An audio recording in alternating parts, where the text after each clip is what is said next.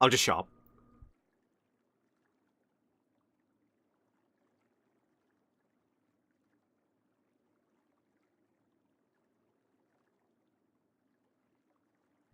Ah, yes. It was in the year 1444 that the trouble truly began.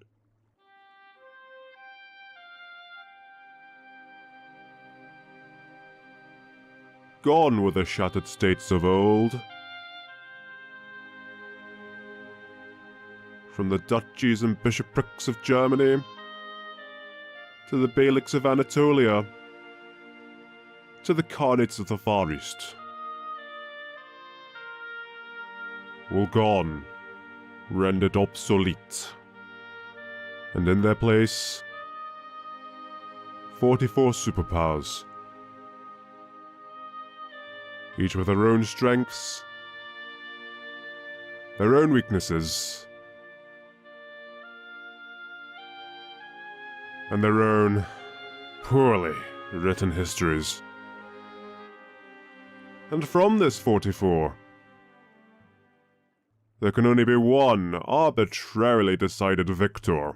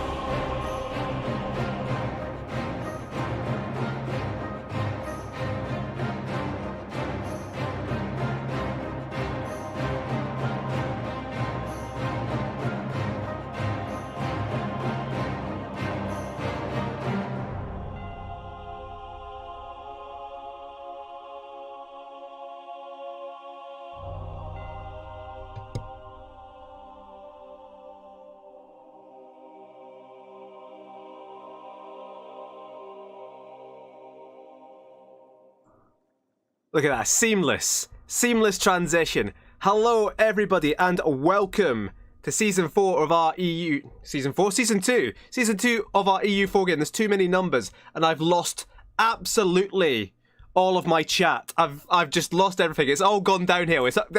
We started well, good video, top video, rubbish execution. Give me a sec. I can't wait for season 4 myself. Genuinely, I'm running a little bit behind because I wrote out this whole intro and then I lost the intro. Pointless. Anyway, right, I can see Discord chat just about. I've not missed anything much. Of course I haven't. Speaking of Discord chat, look at the production quality we have now. But anyway, hello, ladies and gentlemen. This is EU4. This is a grand strategy game for Paradox. You take control of an early modern country from the year 1444 up to 1821. But I assume this is Season 2. Not Season 4, this is Season 2. I'm assuming everyone watching has some kind of working knowledge of EU4, so I'm not going to over-explain. But if anyone has any questions about the game itself, ask away. I'm just going to do a basic explanation of what this campaign is, because it's the first episode, and then I can ignore it forever. So, the history buffs among you. You know, there's me, there might be a few other people. You might be aware that this is not what the world looked like in 1444. We didn't have the Punjabi prison. We didn't have free Japanese checkerboard countries. This is because we didn't have what if the Mongols were a hive mind. No, we didn't have any of that. This is because we're using custom designed nations. There are 44 countries, 44 new countries. Well, I suppose there's a lot of new countries, but specifically we care about the 44 new countries that I created using the EU4 designer that was submitted to me by all the lads and ladies on Discord. So that was 22 people. They submit 2 countries each, so that even when someone gets eliminated in the first session, that's absolutely fine. With these countries created and plonked down in the sandbox, we're just gonna let them fly. I'm gonna have no control over it. There's nobody behind the scenes controlling it.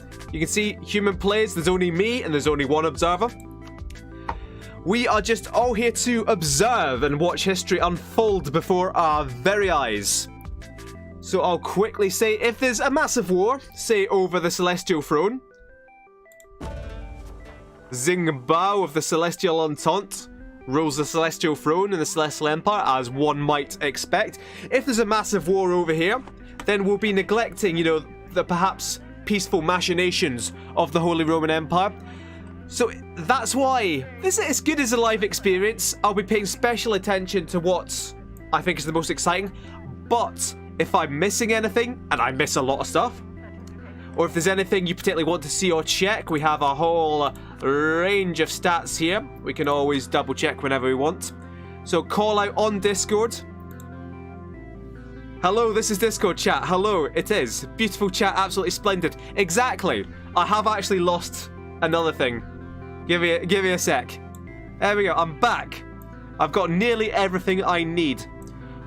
So, shout out if I'm missing anything. If there's anything you want to see, I'll do my very best to oblige. But this is the 11th of November, 1444. Did I adjust the Egyptian daimyo situation? No. In essence, no. I'll cover that a bit later. So there's 44 player-made countries. We usually play this on speed 3. You can see the notches up the top right-hand side here. We're going to be playing on speed 2 for this first session. I'm going to be jumping around the globe, just desperately trying to make sure we don't miss any wars, but I will absolutely miss wars. So before we unpause, let me quickly get this screen ready. This is the There we go. This is the current wars tab. Now this doesn't update as you play, but we'll be ready to just jump right in there. Instantly, who's the people controller? Who starts off as a people controller? It would help if we didn't jump into an animist country to check that. Cagliari, Switzerland is the Emperor of the Holy Roman Emperor, the Holy Roman Empire. The Celestial Entente is the Celestial Emperor. Glorious Nippon is the Shogun of Japan. And I think we are just about ready to go. So let's roll. We are going to chug through this first few months simply because all the AI is bringing in decision making. It's setting rivals, trying to get alliances. but the game will speed up. Especially once we put it to speed 3, actually. Because they're not going to actually declare war within the first year. Let's keep it on speed 3 just now, but we will be slowing down. So all eyes at the moment will be on Londonistan. Voted most likely to be eliminated first. Ruled by Sultan Lofer de Londo. Their ideas are simply the most annoying ideas possible in the game. But that could make them a threat to our AI nations. What does Epiphany want? Epiphany, Duke Gero Epiphanes, the militarist, he probably doesn't want much. He wants it all. He wants everything. He wants Brittany, he wants Londonistan, he wants into the Low Countries. He is allied with Garovdesh in the New Nero Empire. Great news for all the Nero fans out there. Duke Bethan Nero, a militarist as well, looking to take on the tolerant left. Now, what is vaguely realistic in this campaign are the religious differences. As in, before nationalism really kicked in around the 18th, the 19th century, global politics was split along religious lines. You had Christianity versus the Eastern Orthodox, you had the Reformation with Protestantism and the Reformed faiths. In this campaign, it's a lot more colourful. So you see Londonistan and the tolerant left, they are the only two Sunni nations in Europe. You've got the Shia of Constantine over the east, and then you've got more into the Sunni Arabia into Ethiopia. All the Sunnis wiped out of India because we have an Indian Thunderdome situation on our hands in here. Oh, Nadeshia want everything. Tally-ho want everything. Camelot, everything. Everyone wants a piece of each other in this Indian Thunderdome. I don't think anyone's allied each other either. It's all up for grabs. So that is 1, 2, 3, 4, 5, 6. 6 different religions, 6 different countries in India. Interesting, to say the very least. We already have a war. And if I could actually click on the right map mode, we'd see that Epiphany and Garovdesh are trying to partition Londonistan between them. Who's declared this war? It's the Epiphany War of Honor. And was that... hold on. No, that was... I was curious, Brittany not involved in that war. Good call regarding Londonistan, says everyone. Well, it's not over yet. Londonistan might win. We can see their army there retreating. Let's get rid of this colourful view. Garovdesh. A Garovdesh incursion from the south. While we're here, let's keep it going because... no more player nation wars, as it were. Now, obviously, these guys aren't being played, but I call them player nations. Now, the tolerant left did not honour their alliance with Londonistan. Sheikh Jeremy Corbyn just left his French allies to die. And time will tell whether that was a prudent decision or not. Because who are the tolerant left going to be able to ally? Now, Sheikh Jeremy Corbyn, a cruel, malevolent sinner. And without any real diplomatic help to their name, they don't have a diplomatic reputation, unlike some of the premium German countries vying for control of the Holy Roman Empire. But as this isn't the bombastic start, this is just a mercy killing. Building up of an army there for Rhine-Neckar, so Rhine-Neckar are jumping in on what is already the corpse of Londonistan.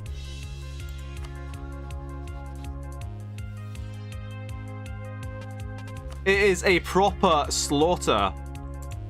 Hispania are going in on Beira and the Azores. That's an excellent war for Hispania. If they can jump first before Aquila Iusca get in, swallow up the rest of Spain. Did they pay for the Diplomy DLC? Archon did, and Hansa-Reich is my country, so, you know. But no, they put most emphasis on diplomatic ideas. And so they're going to reap the early dividends from it. So interesting situation here for the New Nero Empire. The ally Epiphany isn't going to be much help against the tolerant left, as they are over the other side of the English Channel. But the tolerant left are now completely isolated. Wormsund, are they up to much? They've allied Nicholsonia. Interesting. I'll be honest, I have done a couple of test games, and Wormsund were pretty much the first to die. For reasons of they are a raider, and let me show you their map. See all that green? That's Wormsund. They're very spread out. It's not a great situation they're in. Can we get a pause for Asia? Let's pause by going to here, and we can see a number of wars have broken out. So before we unpause, let us get just a little taste. So we're about 2 years in. Achaemenia, Shirvan, Sivas, and Dagestan. Let's keep that paused and let's have a quick look at that. Achaemenia denials Asian country. Zoroastrian, they are just picking off miners around them. It's kind of just a rush. It's an arms race here. So Nade Shah, what are they doing? They've attacked Gyan Lane. Gyan Lane are defending against Punjabi prison and defending against Nade Shah. We will jump down to speed 2. Tally Ho have allied with Mahasiddha. And they seem to be content to sit this out, but for how long? Because Mahasiddha and Punjabi prison, they could easily jump in and grab their slice of Gyan Lane as well. Let's have a quick look down the list again. The glorious conquest of Setsu, of glorious Nippon and their daimyo from Egypt, Al-Wahat, against Wealumbia and Lim Chao. Oh, there we go. And Paranganea as well, actually, is a full-on Japan embroiled in complete civil war. Our three checkerboard states have just imploded. And I think the loser is going to end up being Wealumbia, because Wealumbia declared war on Paranganea. How do you actually pronounce that? Paranganea. Paranganea. Someone will correct me, hopefully, sometime. So they jumped in against Paranganea. They were winning that war, and Glorious Nippon said, you know what? We have our choice of who to kill, and we're going to kill you. So Glorious Nippon gonna dominate out from here. Let's keep looking down the list. We're not even halfway down the list. Hispanian conquest of Vizo. That's fine. We have the Hive conquest of Karkan. So the Hive, our hive mind Mongols just picking off Altishar and Shanshan. Interesting. Incidentally, the Peyote Khanate perhaps have one of the weaker starting positions. Let's have a look at institutions worldwide. This is feudalism. This is what defines how expensive your technologies are. Well, one of the things that goes into it. And the Peyote Khanate, as they are a legitimate Khanate.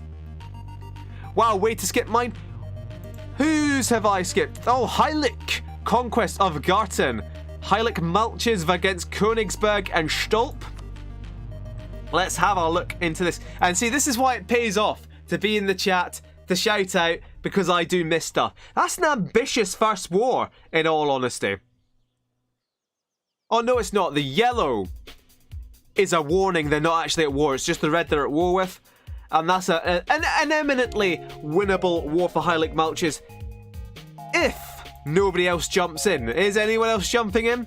Jabari? Yep, Jabariland. Well, Jabariland won't be jumping in to take on Heilig Malches. See, this is why I gave 3 hours for this first session, because we're two years in and it's all kicking off. Jabariland taking on the miners beside them. That'll be a recurring theme throughout maybe the first 10 years until all the land is eaten up. I can see Aydin going on in Kukurova. Aydin, not one of our countries. Kutai, Majetin. Aporia are on the other side of a conquest from Kostanye here. Let's have a close look at this one, because this is a big one. Kostanye going in hard. What Kostanye's? They start off with possibly the largest army. So this is understandable why they'd go in on Aporia and try and take on Moldavia at the same time. Aporia start off with no such military ideas. They start off with yearly army tradition. Peaceful animists will have a double check. Of course, the animists in the very east are in huge trouble. But the animists in the west, we'll get down to them eventually. Possibly, probably. Monorohan. against Tortkara. Another legitimate horde over here. Monorohan, again, just eating away at the miners around them. Punjab against Gyan Lane. Incidentally, I predicted Gyan Lane would be the first to die, so when it happens, God, I'll look like a genius. Nade Shah on Gyan Lane, the Slaver conquest of Gao. That is quite an impressive array of shields they're up against there. That is the last player war that I can see, and that is Slavers Bay down here, taking on the entire rest of the west of Africa. But you can see their size. Let's have a look at their gold mines while we're here. Probably the most gold in the world currently within Slavers Bay. And they're putting it... well, I'm not going to say to good use. They're putting it to militaristic use. Meanwhile, the animists in the west have allied, as one would expect. Oh, that's a bit breathless. That was just... it's too much war. Too much war for me. So we are going to unpause. So those of you watching along in Discord, we're now down to speed 2. I'm going to keep trying to watch for what's happening throughout the world. Like this pitched battle here between Rhein-Neckar and Londonistan, which Rhein-Neckar, despite the massive odds against Londonistan, are managing to lose and get sent packing. Oh, that's a Swiss army marching. Allied with Crane, Landshut and Parma. There's nothing special about Switzerland. We'll leave them alone. Legofia with their Prussian monarchy. Not doing much at the moment. Monorohan. But Gyan Lane is the one I'm curious about. Not least because they're ruled by Grand Consul Borja Kamichi, but because they are beset on all sides now. By Nade Shah, the Diamond Pirates. The Tally-Ho moving their armies very much to the border. Mahasiddar not doing the same thing. We have a war over here. Paranganir occupied by Lim Chao. So how is that happening? Paranganir, they are just part of the Lumbia War. We're just going to keep desperately clicking around. Keep zoomed in. Heilig Mulches. This was a war declared for Garten itself, I think. Yep. The conquest of Garten, that's the only thing they have a claim on. I don't think that's great land, is it? Oh no, 11 development, that's pretty good. Hansareich, not doing much just now, but with a huge array of allies. Varmsund, have they found anyone to ally? Yes, they did. Nicholsonia, that was what I checked. And they start off. And the enemy of Iden, Hansareich, the New Nera Empire, and Communist Luxembourg. It's not a good time for Varmsund. Speaking of not a good time, Londonistan. Oh no, Londonistan... oh, what is that Rhine-Neckar army doing there? Just what? You're losing. You're losing to Londo. Get your armies in there. Heimlich Mulching. Yeah, that's how you pronounce it. I'm fairly sure. Nothing for Teshuva so far. Iden, as we've seen. Constantine, have they bitten off more than they can chew? Who's the target? The target is Aporia.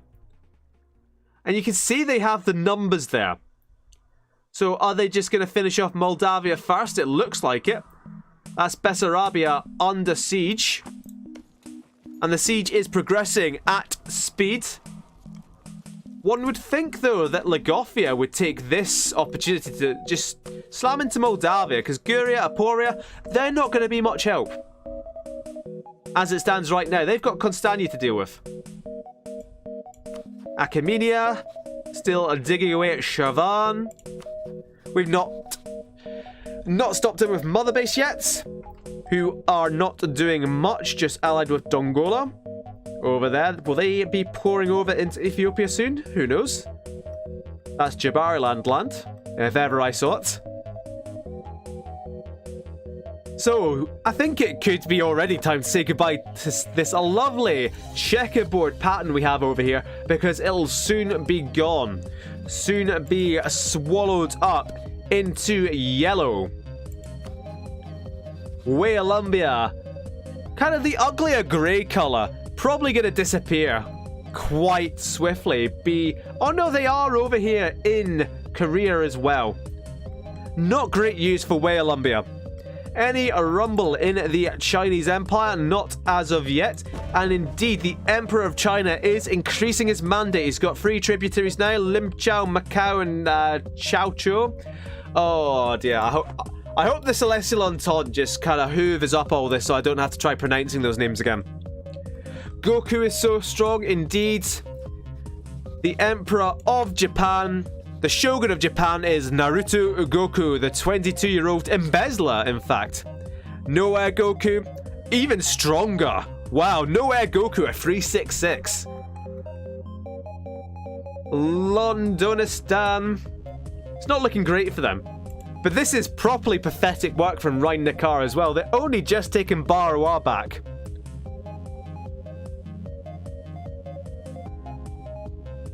Let's have a moment of calm.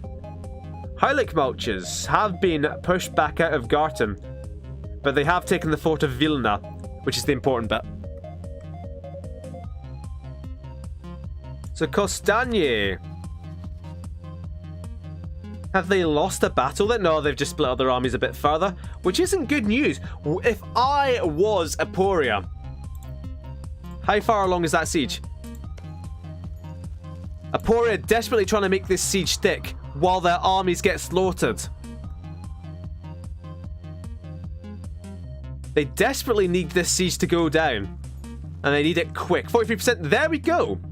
Aporia might get out of this yet. The armies are outnumbered, but they have a fort in Kostanje territory in Wallachia, and they're rebuilding their army up here. Nothing much for Kildare yet. Allied with Yarnum, who we haven't seen yet either. Yarnum, the delegation, Kildare. That's a strong alliance there. Delegation up to much. They should be jumping on Picardy as soon as they can before Epiphany do. 99% war score for Garavdesh and Epiphany. Now, Epiphany are the war leaders here. So are they actually going to give Garavdesh anything? Epiphany, of course, returning from Season 1, where famously they didn't give all that much to their allies. Indeed, Rhein Neckar here. Pretty cut off as well. What did... So Garavdesh got 1 province. Epiphany got 6. Epiphany up to old tricks. It's inspiring.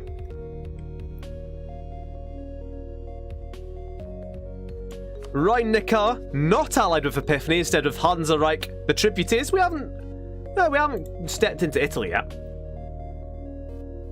Indeed, there's Kostanje sieging that back. If I am Aporia, I want to get my army together and smash that army. Because that fort... No, I don't actually. They've got a mountain fort. They need to invite Kostanje onto that mountain fort, then hit them with everything they have. Is what they need to do, if they have any hope of winning this.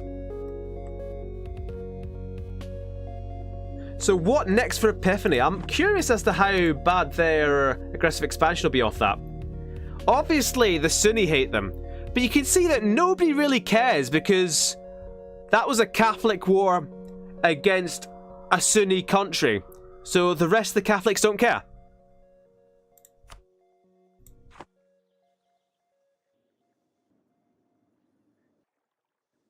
War still rages over here, and you can barely tell which side of the checkerboard is which now. I think Wallambia. How are they winning against Paragonea? Who knows? Who even knows at this point? How did we get more? No, we're not getting more Imperial Authority. Heilig Mulch is making a meal out of this war here. They are now allied with Artolia and Lagofia. That is the Jewish bloc within Europe, standing tall. What have Artolia got? Teshuva, all the way down there. Heilig Mulch is in the delegation. Interesting. Well, there's the delegation actually guaranteeing the independence of Picardy. Perhaps feeling that Epiphany need to be stopped at any cost. Which is probably a good plan. So, we are over here now, Gyan Lane.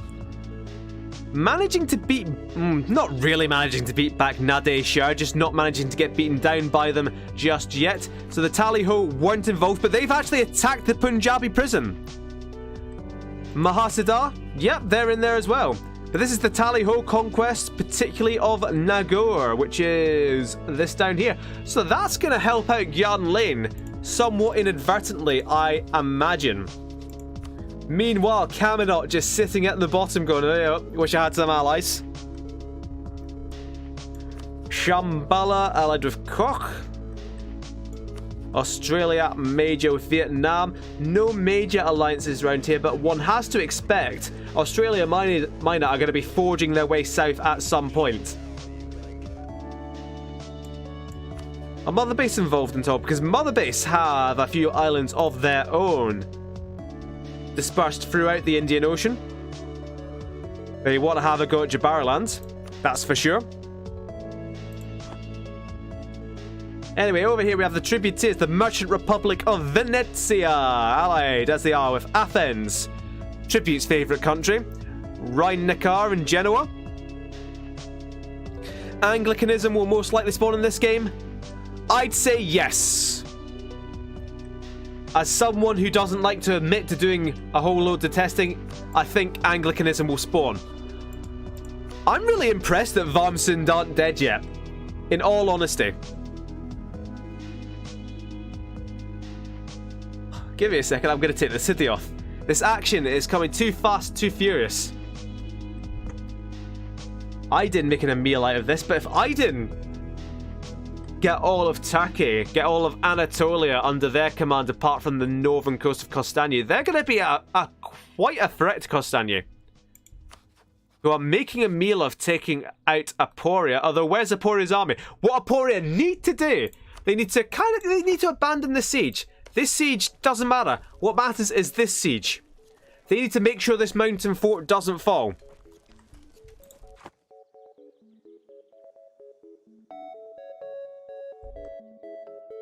I'm a big fan myself of the NRE.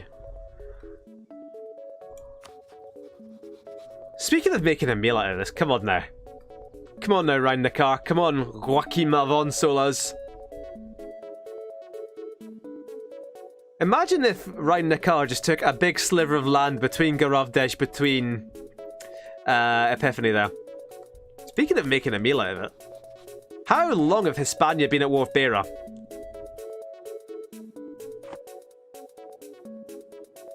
Jabariland have won their earlier conflict. Gyan Lane, very much partitioned here. The Tally-Ho have picked their spot perfectly, though. They've really picked it. Because Punjabi prison, they deployed against Gyan Lane, and then Mahasadar and Tally-Ho come in with the pincer around the side. Just a cheeky march around the west of the Himalayas for Mahasadar. Now, I will point out early, this is session 1. We are on the 1.25 patch, is it? The England patch, or whoever knows what patch it is. We are not using the hotfix, which means that the AI's attitudes towards war is a bit warped. If I see anything that looks particularly bad... Oh, Slavers Bay! Speaking of things that look particularly bad, this is not great.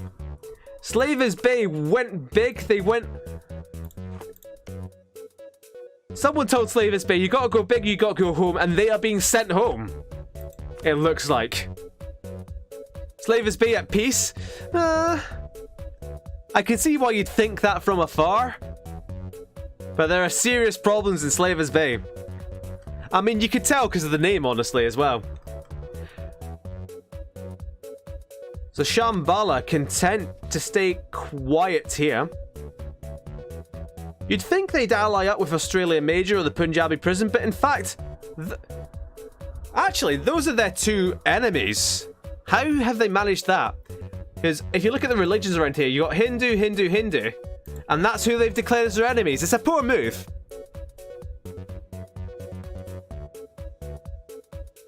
Achaemenia continuing on. I thought I saw occupations along Lagofia, which is I don't know, perhaps what we'd like to see, a little bit of excitement. Communist Luxembourg we haven't really looked at yet. Under the command of Grand Consulis Quinoa Rex, allied with Hansereich, Athens, and Hispania. That's an impressive alliance. Hispania, oh, they had such nice looking borders, and now they've ruined them. Did they take the Azores? Did Hispania?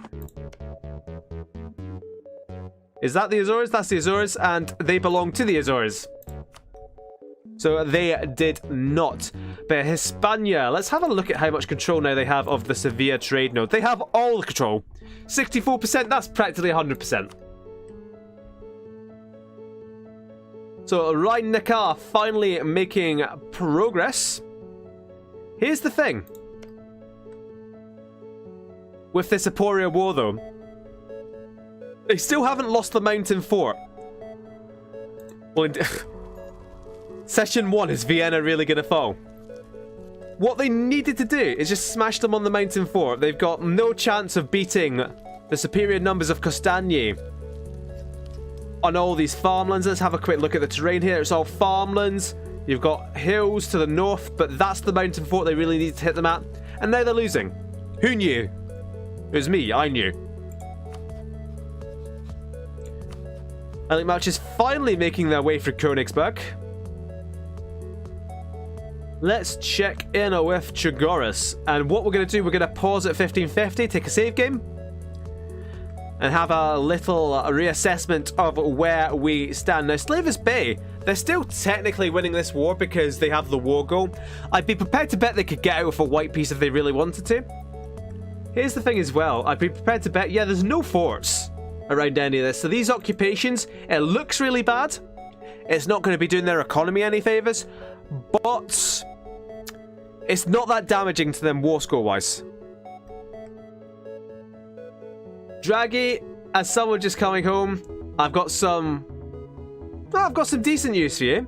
That is one of the Costagny armies getting sent packing by what was 10,000 Apurian men. But aside from that, the war's not looking too great.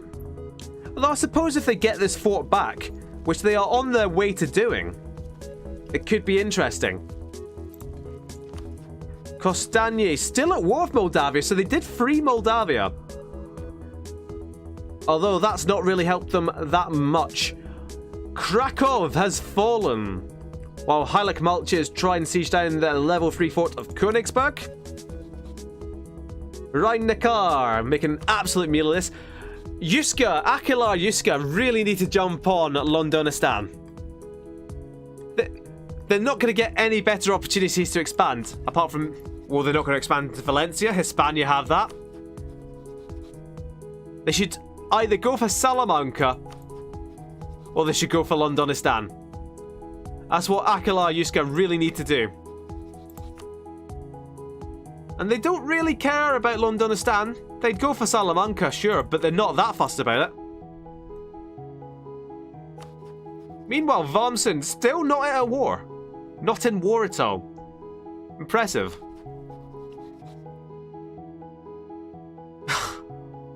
Meanwhile, Athens and Nicosonia, both of Arsoc's countries, have allied very early on. This could be a battle here for the very soul of Apulia. And it's one that Apulia are going to lose.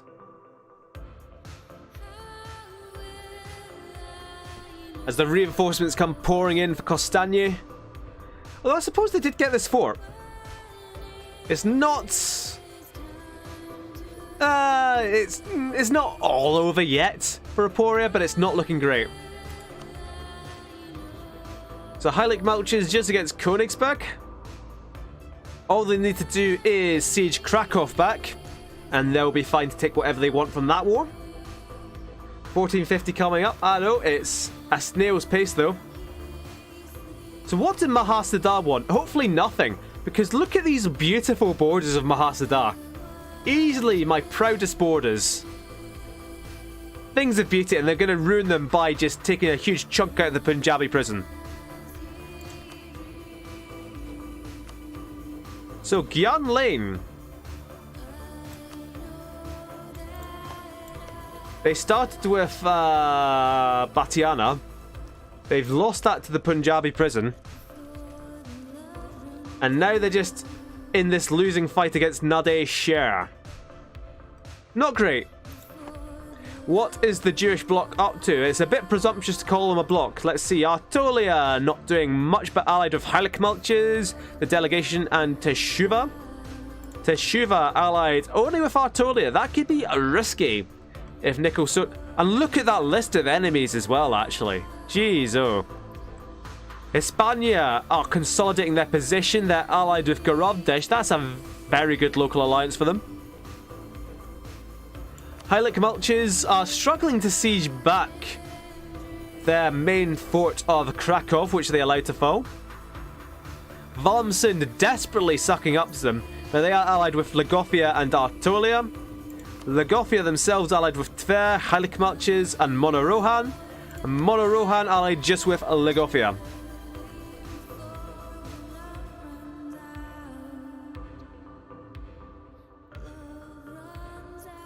Oh, Kildare at war with Moldavia and Guria.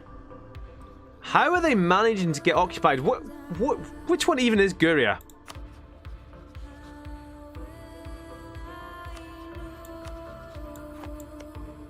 Oh, there's Guria. How are they managing to lose this? Come on now. I mean, I can tell you why. No forts. As they've got one fort in Kiev, and it's even only a level 1 fort. What's that up there? A fort in Smolensk.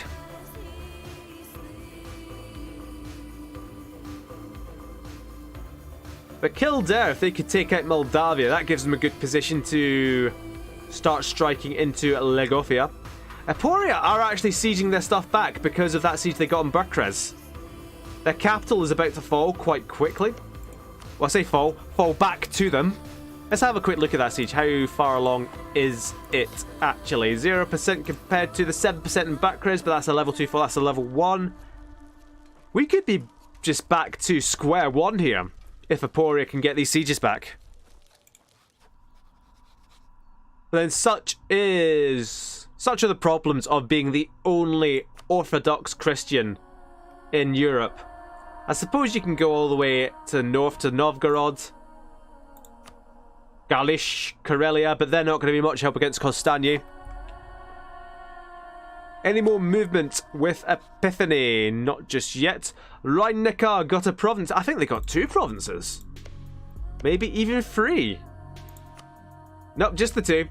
So they got Lothringen and, oh goodness me, Friedrichshaft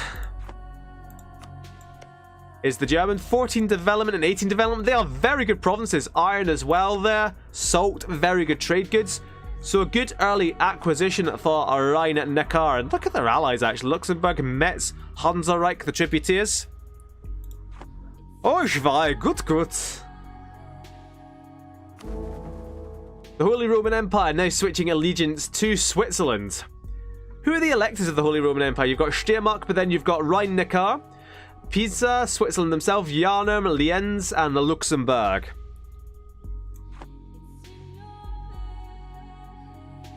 Yep, so that is Franche-Comté, and it has a fort, so a very strong position for Rhein-Neckar for future expansion into France, potentially, on that hill fort. The Londo Rebellions.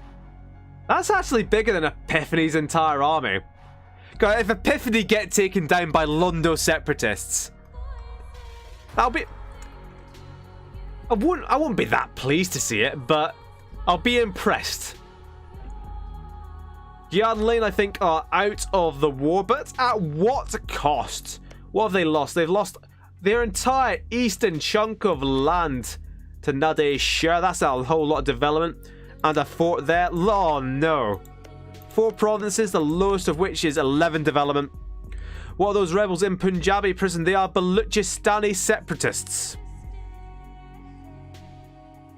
So Punjabi prison on its way to destruction.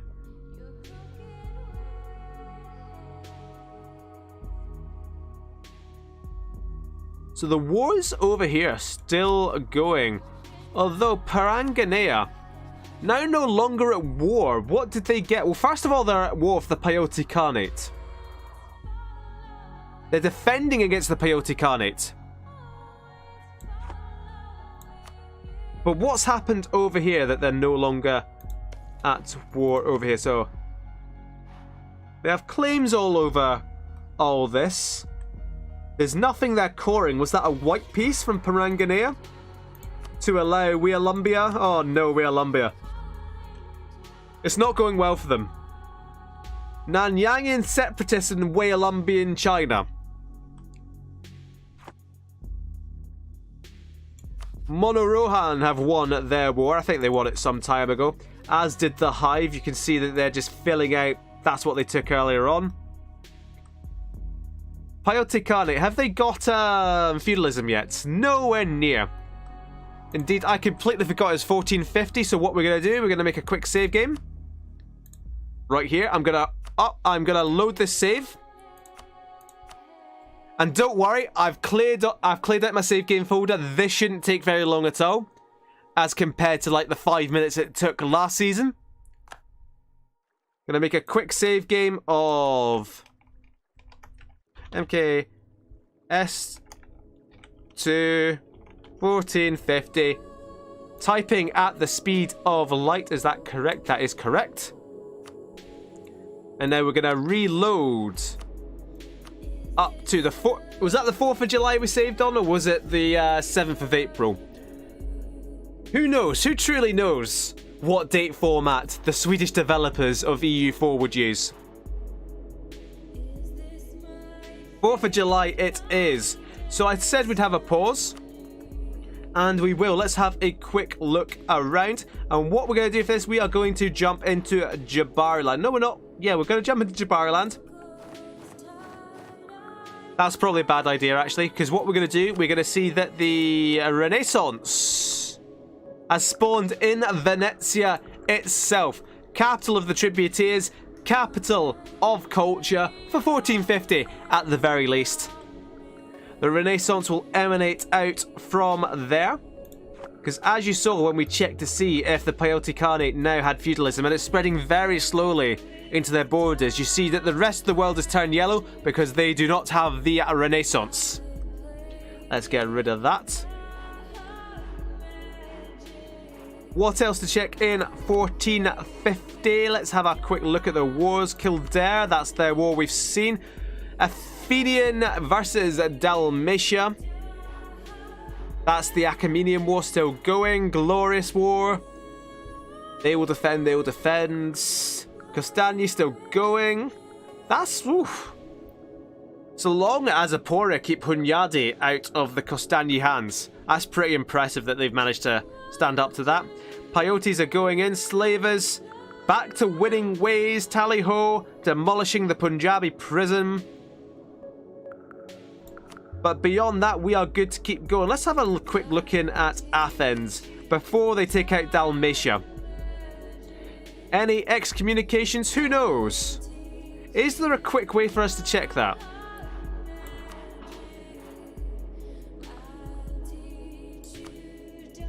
In fact, what we can do is we can jump into a Christian country. In fact, Salamanca and Catalonia are going down to Hispania.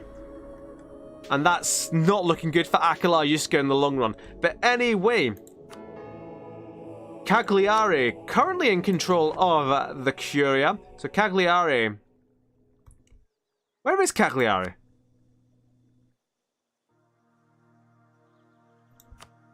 They are an actual papacy as well. So they are the actual pope. They are the actual pope. How does this work? We've got an actual pope. Pope Pasquale. Pasquale the First. Let's have a quick look. Anyone excommunicated around here like Joachim von Solas? We have an excommunication of Syndic Florian Suvalhi of Tyrol, I guess. But we have an actual pope in this game. Who knew? Nobody did until a few seconds ago. Let us keep going now. Achaemenia making... They really should finish off this war. Come on now, lads. 99%. They should be able to take most of Shirvan. I think Shirvan itself as a province is really good. No, but it is an estuary. What am I remembering? Tabriz maybe? Who knows? What does a great power list look like? It will look much the same. Glorious Nippon. Oof. Have they finished their war? They certainly have. Nade Shah jumping up there, but you can see that a lot of these guys haven't really changed. It's just Nade Shah and Glorious Nippon who took... Nade Shah took a bunch of land from Gyanlin. Mercifully at peace now. And Glorious Nippon now looking a lot more complete as they have declared peace with Waylumbia. Glorious Hunan. Glorious Noer Goku. Paranganea. Oh no, it's Waylumbia. They're now at peace. They are allied with Lim Chow. It's the Peyote Khanate going in against Paranganea. Paranganea. Paranganea is so much more fun to say. Chigoris, allied with Mahasadar. That's a very good alliance, honestly. Because that really helps them against the Hive. It helps them against Monoroham. Chigoris can just do whatever they want. And if what they want is being beset by particularists, they're free to do so. Safe in the diplomatic knowledge that Mahasadar have their back. No movements on the British Isles as of yet. The Tolerant left still without an ally. But the new Nehru Empire, presumably without enough favours to convince Epiphany to jump in on the Tolerant left. Vormsund, that's still... It's good that they've got that alliance with Nicosonia, but it's pretty shaky to base your entire existence on it. Whereas Communist Luxembourg, once they build up favours with Athens, Hispania, Hansereich, Vormsund, it's not going to be pretty, is what. I'll leave it at that. Aporia, this war still raging on. Hunyad is the war goal. They're trying to siege down this mountain fort. Oh, they need to just smash them at that fort. It doesn't matter about this hill fort. Although if you can siege it down first, that's great. But just smash, you'd win that battle. Then they'd send in reinforcements. And you'd probably win that as well. Because it's a mountain fort, it's that good.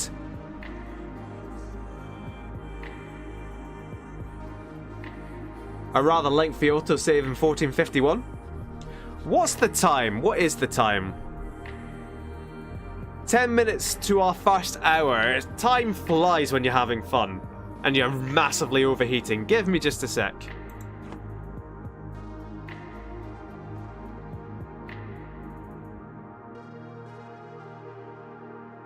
Yep, the Shardom of Kostany did take these two provinces from Moldavia. Probably the best two. Leaving one for Kildare. So Kildare are going to fight this relatively damaging war against Guria. While they're beset by peasants, and all they're going to get out of it is what? 7 development? Not worthwhile. Heilig Mulches have really expanded into Königsberg. Incredibly ugly borders. I think Heilig Mulches just need to take the rest of this now. Who are Osterstrode allied with? Athens. Athens aren't going to help them. Kolm, Livland. You know, potentially awkward, but you know, Heilig Mulches, just get in there. Heilig Mulches now allied with Vormsund. There we go. That's what I like to see. I like to see really annoying island nations survive. I see little black flags of exile, which means Achaemenia have finished their war. They've not quite killed off Shirvan, but they've taken enough land to maintain very neat borders, which is what we like to see. Speaking of that, what's happened to the Punjabi prison then? They are completely at peace, and they've lost quite a bit. How many provinces have they lost? Osterstronds? Who are Osterstrond? Who even knows what Osterstrond are? 1, 2, 3, 4, 5, 6, 7, 8. 8 provinces lost to the Tally-Ho. And 1, 2, 3 lost to Mahasadar.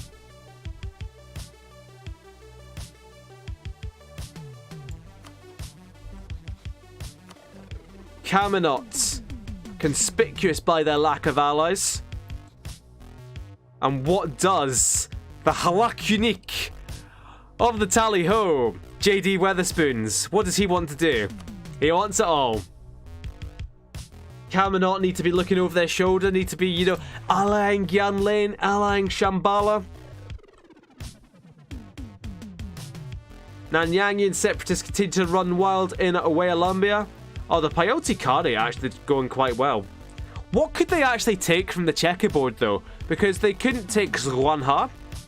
They could take the northern Korean provinces. They could take the northern Chinese provinces. Technically, by sea, they could take this little stretch of land here. Although, what's this? The Celestial Entente are in. Declaring war on Paragonea over Chinese hegemony. They are struggling a bit with their mandate, but it's not as bad as it could be. So if the Celestial Entente take just these little pockets of red land, yeah, they'll be doing well for themselves.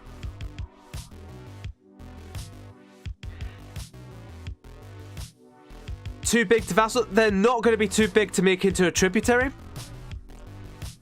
I'm fairly sure, because I think you can pretty much make anyone tributary by war. But as to whether they'd want to do that and potentially get drawn into wars versus the Hive as they come for their little slice of land, potentially repeats against the Peyote Khanate and Glorious Nippon. Glorious Nippon, lest we forget, the #1 great power in the world. Although, they should be the #5 great power in the world. It's the fact that they've got this Egyptian daimyo because of the Mamluk government. Al-Wahhat is a daimyo of Glorious Nippon. We'll see what transpires with these guys as we go. So what is this conflict going on in here? Landshut, Lienz. So Switzerland are involved in this war, but hopefully they won't be getting any land from it. Because I mean, not that it would matter. Switzerland are fine. Too big to vassal. I mean, Piotr, they probably will be too big to vassal. We can have a look here. In that the total war score cost for all Paragonean provinces is 321%. That's to annex them without any other modifiers. Now, Peyote Khanate as an actual steppe nomad. For the time being, this will be a tribal conquest, I believe, which means I think it's 75% cost or a 25% reduction in cost, however you'd want to phrase it. But it's still not going to be enough to vassalize Paragonea. And besides, as a horde, they're absolutely not going to do that, because what they need to do as a horde, they need to take this land and raise it down. So hey, we're an hour in. I probably should have asked this at the start, but how's it all look to you guys? The new look of the stream, how's the music volume? How is my voice? In terms of a technical sense, I'm not looking for any personalized, oh, I love your voice. Or rather, the more likely, your voice has gotten far worse in the past 10 years, Mick. No wars as of yet for Artolia. But Londonistan are desperately sucking up to them.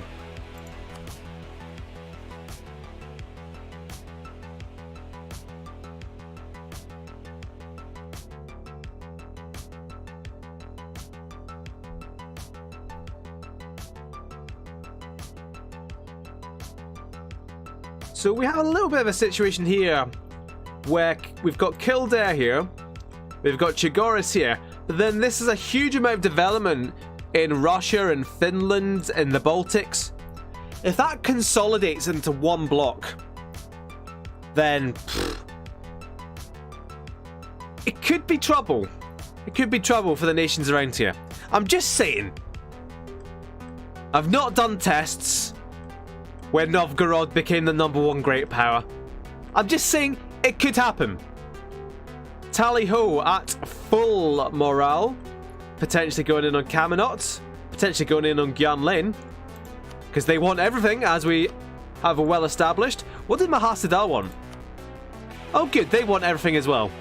Like I said, Gyan Lane, first to be eliminated. Because who else is going to be gunning for Londonistan? That truce is going to take a while to run out. Another 10 years. Another 8 years. Aquila Yuska.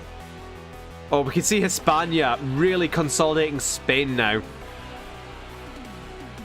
Consul Inico de Haro is a brand new consul of Aquila Yuska. But again, he's a diplomat. And they're not going to be very useful right now. They need militarists. Militarists. Oh no. Duke Bernard Garad is just a balanced little lad. Militarist and Joaquin von Solars. Militarist and Duke Bifa Nero, although they haven't done anything yet.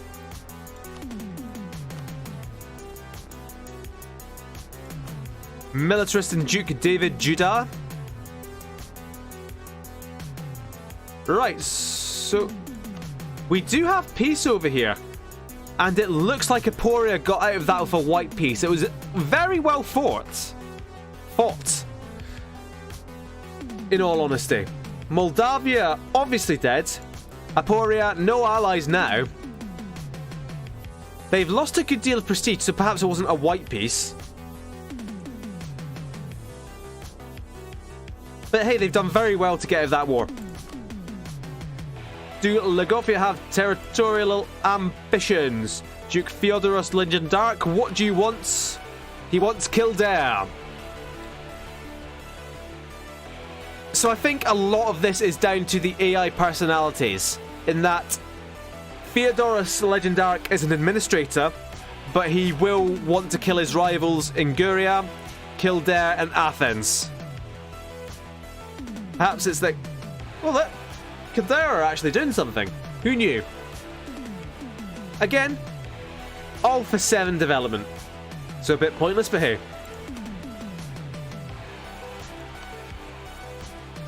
Oh, the Hive are coming in on Paragonea.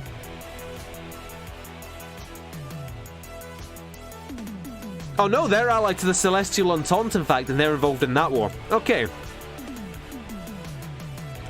It's difficult to see how the Celestial Entente are really going to get much from this war. Because how are they going to get across to Musashi, their capital? They're not going to, and there's not going to be many forts for them to take over here either. I think they'll find it very easy to get access for all this.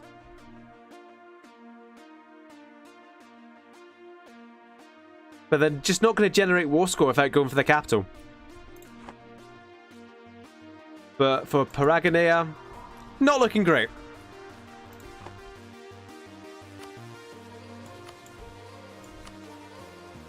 There is finally an alliance between Gyan Lane and Camelot.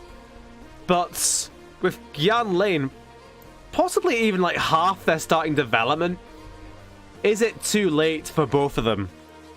Who are those separatists in China? They are Nanyanian separatists.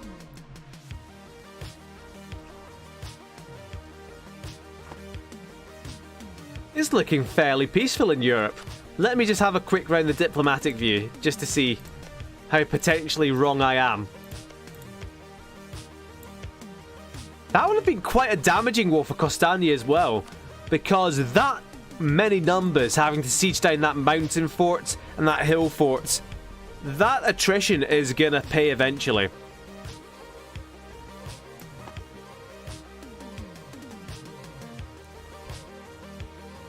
Any advance down here for Jabarland, and indeed for Slavers Bay. Now this looks like a far bigger Slavers Bay than we've seen. I think it's been too long.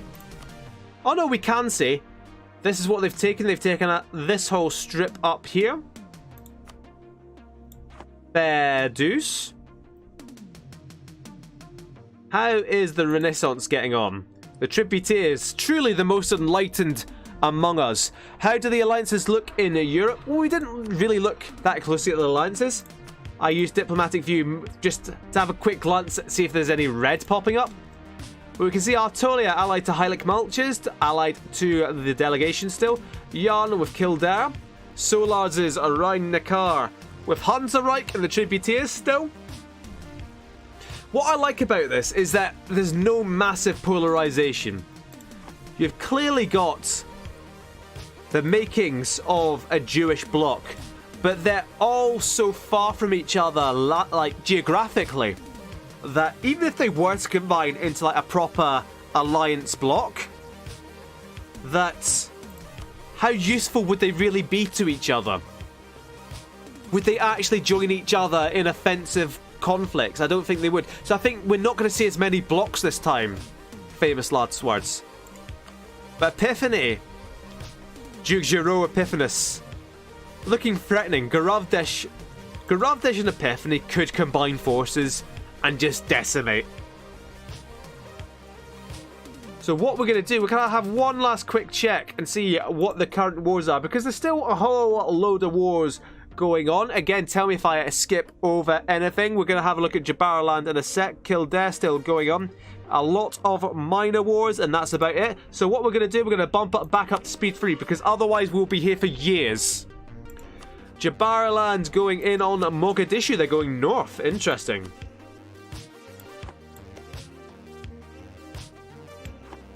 So Jabaraland, they should be, they have almost unlimited potential here.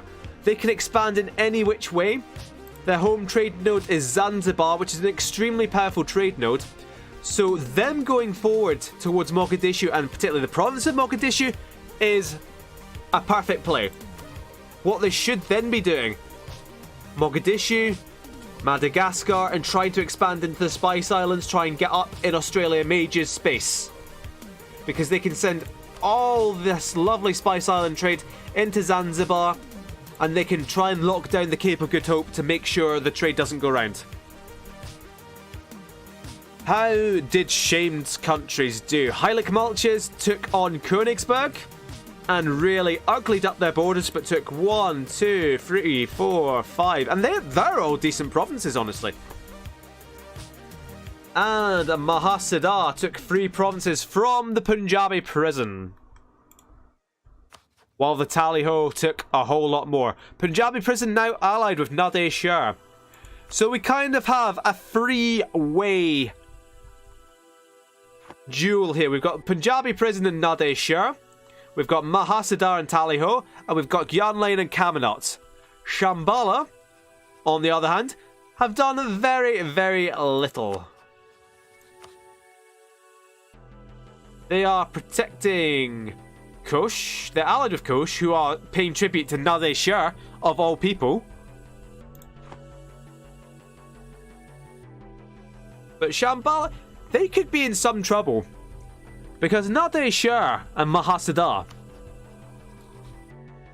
surely, like, at least one of them, or indeed both of them, want that land. And without any major allies, and indeed without the prospect of getting more allies, is a problem. So what have Glorious Nippon done here? They're at war with Lim Chow and they're winning. Why are they at war with Lim Chow?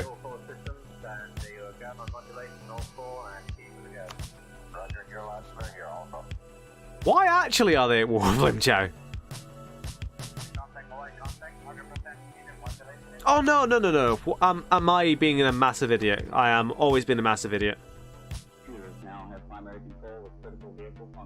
Yeah, okay, that's fine. Who did Australia ally? Oh, Mahasiddar. Spells a ruin for Shambhala.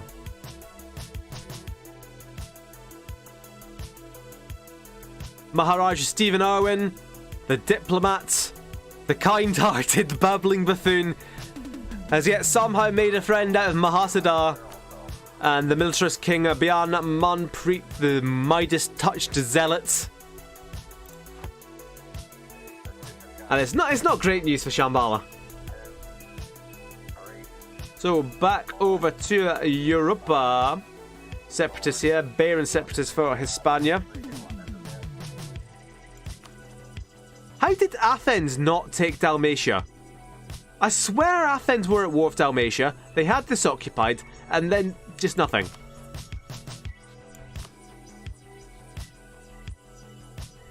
I'm really interested to see if Akalayuska and Batnarkia can actually make any other allies. It's not looking great for these guys. But until real consolidation of the alliance blocks, they might be okay.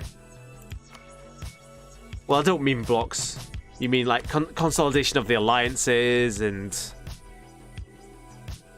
getting enough favors to join in offensive wars, stuff like that. Achaemenia warning Sharazor. That looks like the Kilwa flag. That's what I was curious about. Like, surely they're not down here warning Kelimani not to go to war.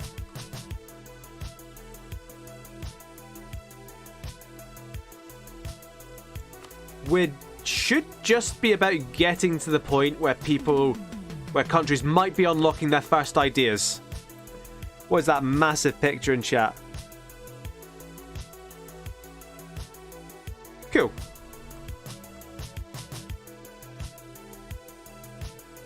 It has really quietened down a bit. Kildare did get that tiny slice of Moldavia. Moldavia is no more.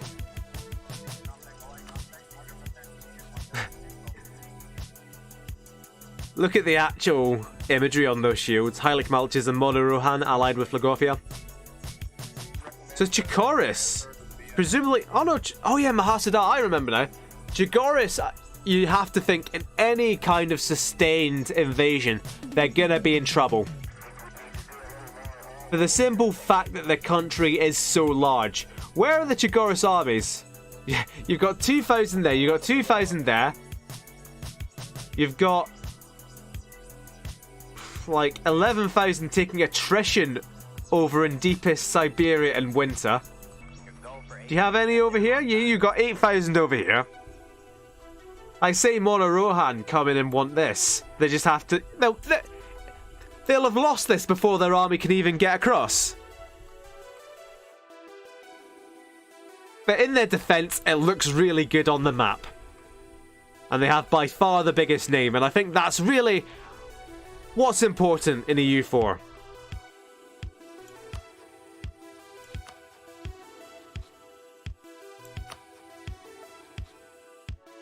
The Heilig Malches and Nicholsonia allied there.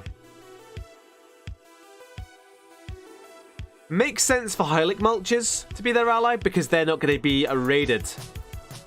Nobody starting with colonists, that's correct. However, countries that chose colonizer and put a heavy focus on it. I can quickly pause and go in and show you. This is Hispania. In fact, I think Hispania they didn't actually put that much emphasis on their colonists. Who put emphasis on colonizers? I can't remember. I think the Tolerant Left maybe did? No, they did. Oh, you know what? Months of staring at this spreadsheet and I've got no idea. You know what? I know for a fact who did, and that's Glorious Nippon. Chigoris as well, definitely. Chigoris took Explorer though. So various countries do have colonists within their base ideas. Is the point I was trying to make there, but failing miserably. How on earth do we get rid of this? Thank you. Let's get rid of that. Let's unpause. No damage done.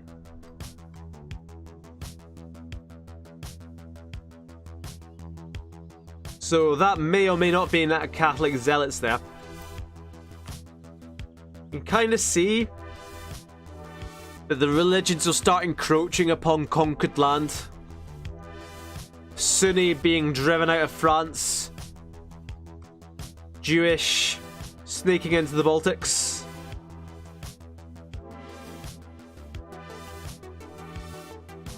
Oh, poor India. And by poor India, I mean poor Gyanlin. Oh, they've lost their amazing ruler already as well. JD Weatherspoon's still going strong. Oh, the Great Kali is dead. King Magical Trevor still in there. Bjan Manpreet. King Arsox Bronco. Oh, Londonistan. What's up? They're defending against Picardy, who want Barrois. Groningen, also in this war. Is that now an actual even battle? How embarrassing.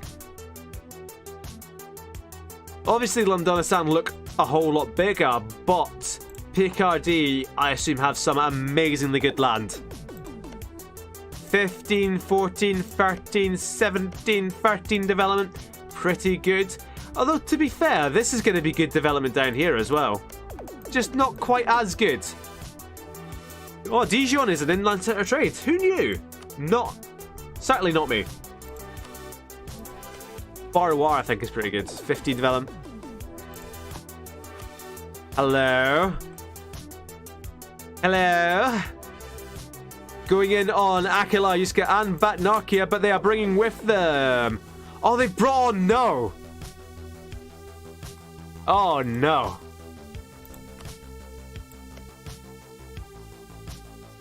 Epiphany up to Ultrix.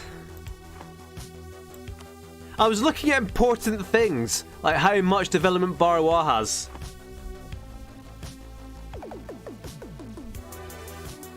Batnarkia actually down here smashing the navies. Batnarkia might survive this. Aquila Yuska certainly won't.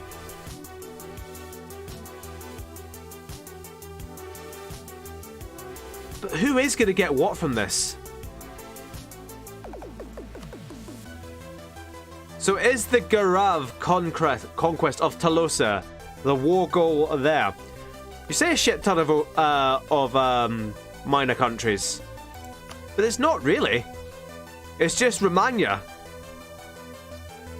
Oh yeah, separatists, you mean? See, I'm struggling to follow the chat as well. Oh, masses of Korean separatists, Chi separatists. Oh god, Jin separatists, Xi separatists. Oh no, the checkerboard's gone a bit wrong, lads. Weeaboo separatists. Oh god, let's get out of here. Anything going on over there? Nope, doesn't matter. Aquila Yuska. What ideas do they start with? Shock damage received. Oh, that'll help. Something tells me that'll help very much. But Garavdesh, infantry combat, Epiphany, infantry combat, Hispania, please don't tell me. Shock damage plus 15. Batnarkia, not with the best of ideas. To be fair, Batnarkia, see if they siege down Romagna and somehow annex them. Batnarkia could profit from this war. I mean, certainly not in the long run, because they're not going to get any allies. But this is not a good look. Indeed, this time it's Garavdesh calling the shots. How much land is Epiphany going to take? It's up to Garavdesh. Epiphany's just going to win again, aren't... Well, I predicted Epiphany to win. I don't know why, everyone else didn't.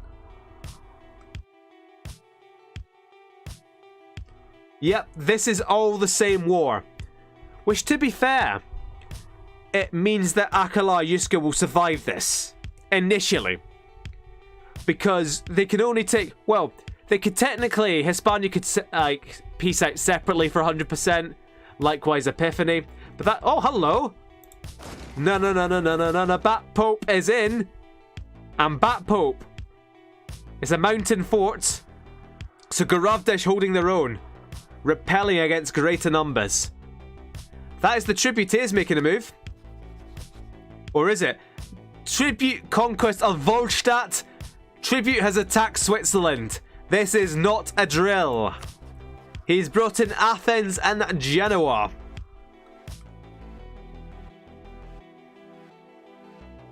Oh, that's not good.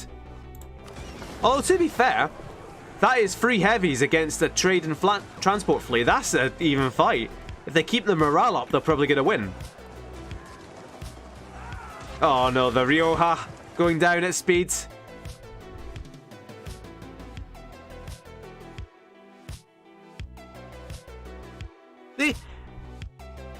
Everyone was worried about Switzerland. Not Tribute, though. I'm fairly sure Tribute was actually bitching about Switzerland being right on his border. But you know what? He's done something about it. Doge Alberto del Tribute at the ripe old age of 40. He's an obsessive perfectionist, and he sees these as the perfect borders.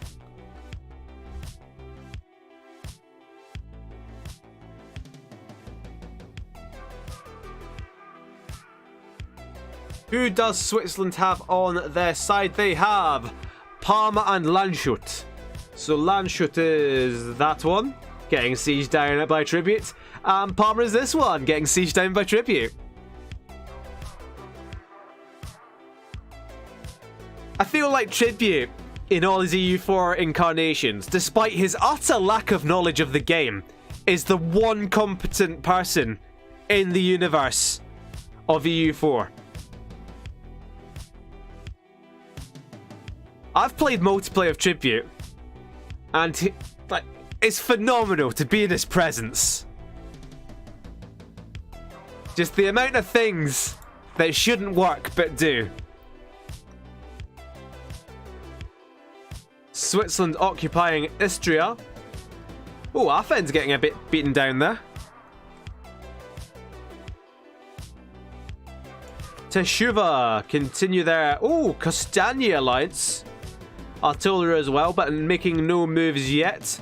It's a bit awkward for Teshuva, honestly, because you've got the emerging superpower of Hispania to the west, you've got Nicosonia to the east, and you've got no miners to beat up. Well, you've got Varmsund. Not really a miner yet. So Yuska just dead. They've got one mountain fort in the Pyrenees left. And Hispania making it fall right in front of our eyes. But I think there'll be a little bit of fuss about Epiphany getting off to a good start. I think Hispania are the ones to look out for. Hispania were easily the first to bring Spain under their rule. Teshuva aren't much of a threat, in all honesty. And Hispania do have colonizing traditions, and they're in prime position to hit the New World first.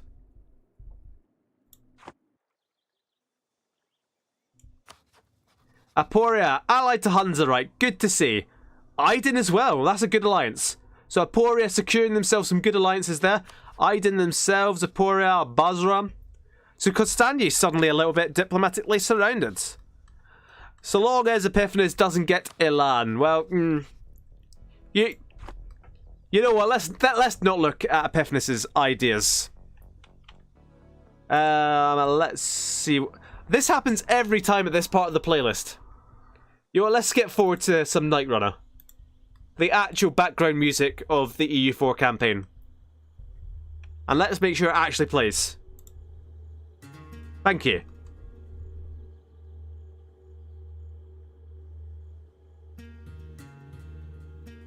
So Londonistan fighting back to some extent. If they get this siege of Barwa back, and they're well on their way to doing so, then they...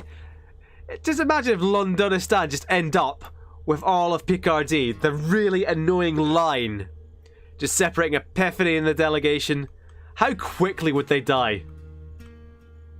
Have a quick look over here, see what's going on. Oh no, it's... Oh god, Paraganean, Z separatists, Jin separatists, Yan separatists. Oh god, what the Celestial Entente could be in some trouble here, because they now border. They've taken a little bit of a chunk here, but they now border the Peyote Khanate, which means their mandate will start tanking soon. It's almost like the AI doesn't understand how to play it.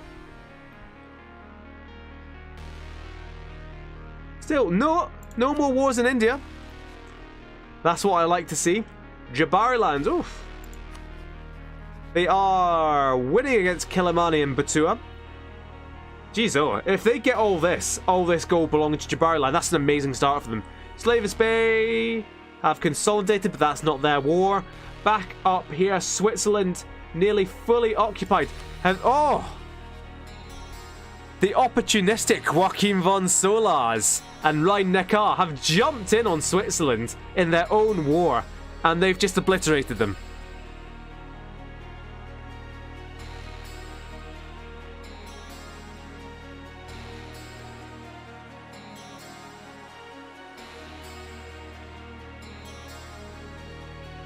The peasants will take Yuska back for the true Basque.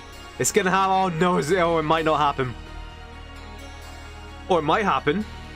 It's Hispania going in alone on a mountain fort. It's a mountain fort they own though. So, oh no. Oh, it's not pretty. Just utterly crushed by the force of presumably like the three premier Catholic countries of the world. What's going on over here? Galish versus Tver. Tver could be a big one here if they end up with all this.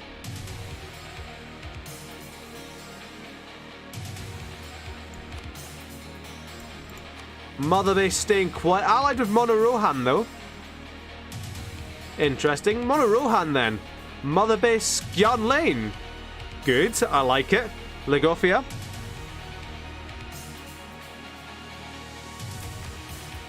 Still minus 75%. Why isn't it 100s? Oh yeah, Batnarchia. The Bat Pope putting up a bit of a fight. But now the Garavdesh armies are here in earnest, sieging down Roma, and next will be the capital of Napoli. And indeed, the remaining army, they're just running away. Got the army. Oh no, did that army just die? Were we witness to the murder of 7,000 animists in an instant? I think we were. Napoli getting sieged down as well. It's not pretty.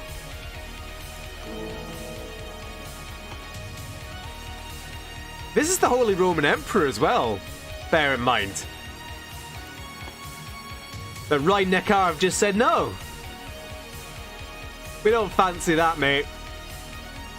Oh, Londonistan fighting back. Yeah, let's zoom right into this battle. This is what we want to see. We want to see Londonistan recover. Easy battle. Oh dear. So Epiphany get nothing. Hispania 1, 2, 3, 4 provinces. Garavdej 1, 2, 3, 4.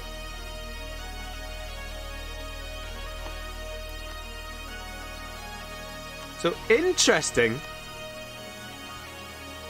The Torrent left still without any allies, desperately trying to suck up to Garavdesh. Consort Regent Jean Epiphanus, ready for Gilpatrick Nero. Yeah, you know, Gilpatrick Nero might be a militarist, you know, with 0 diplomacy and 2 military. Minus prestige as well. Have they disinherited?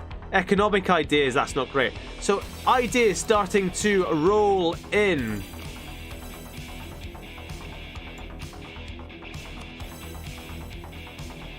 Perhaps. What's that battle over here? Economic ideas, prevalence. Religious ideas for the theocracy of Yarnum. No surprise. So that's going to be religious ideas for the Catholic theocracy right beside the Orthodox and the Jewish in the centre of Europe there. An incendiary situation, to say the least.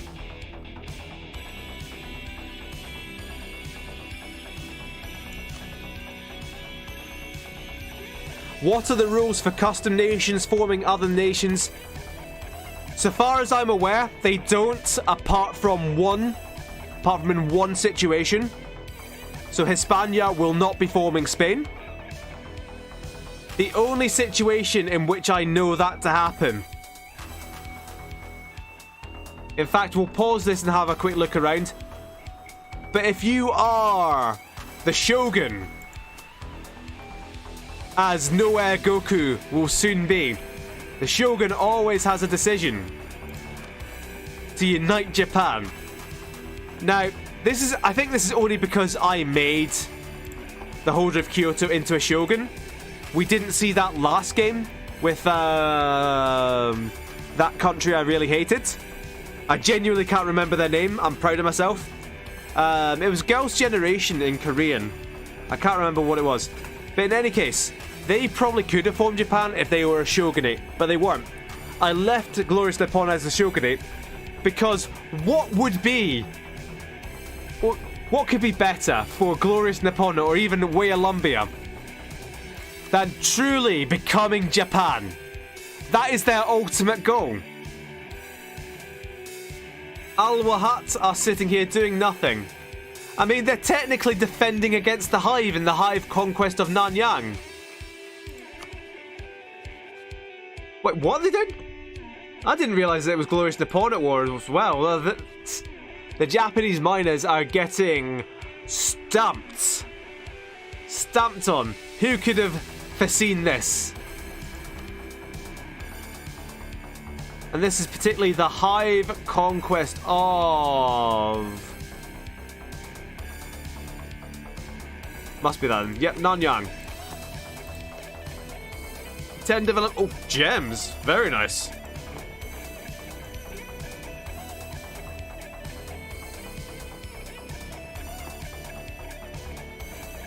In any case, Switzerland very much divided up.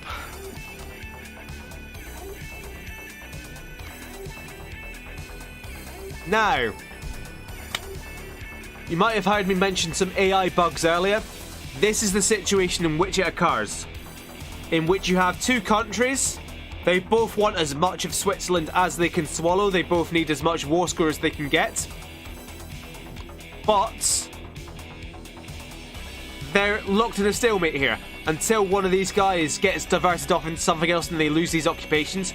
Or potentially one of them gives up, which isn't very common. They're going to stay locked in this war for quite some time. The alternative solutions was having no allies in war, pretty much.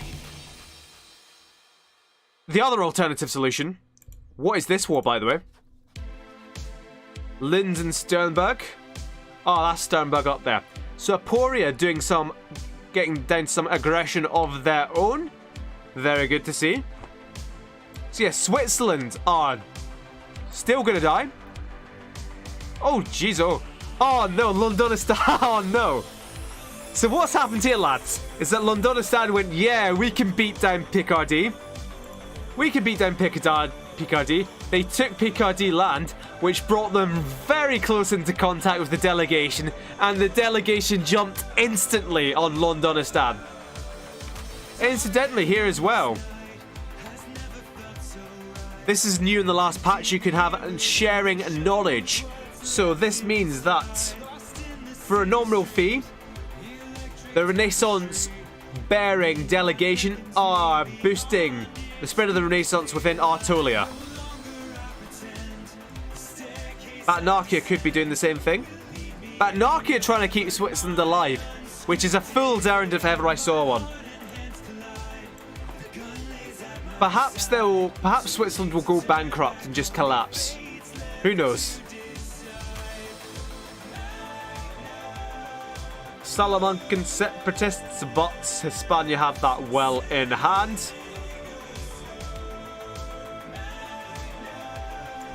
Jabariland did take Mogadishu and beyond. So Jabariland expanding really well. Is that Slaver's Bane to Azawad? It is. Both are non-North African countries expanding really well. If Slaver's Bane can consolidate all this, have a look at the trade here. Timbuktu goes into the Ivory Coast. In fact, I don't know what... I think Timbuktu is the home node. So they certainly want to consolidate as much as possible. Katsina drains into it as well. And there's some great resources around here. Not just the gold to the west, but as you go east, you've got dyes. You've got a bit of cloth in there as well. Bit of coffee.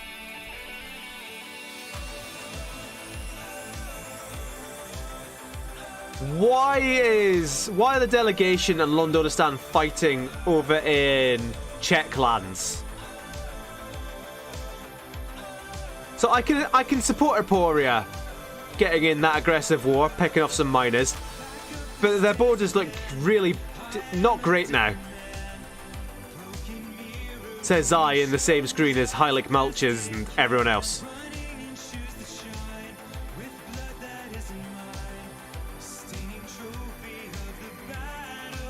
So we're getting to the point where the truces in India are just about wearing off. And that's not going to be good news. Well, it's going to be fine for Gyan Lane if they get declared upon, because they have Mona Rohan to come in and back them up. But if they declare war on Camelot, especially if it's Nade Shah just steaming in, then Gyan Lane are dead, despite their alliances. So we have peace. It seems that one or the other of the tributaries in Rhine Neckar gave up, and Switzerland is reduced just to Graubünden. 9 development for Switzerland. That was a prediction question. In fact, are Yarnum in this war? That must be it. That makes sense.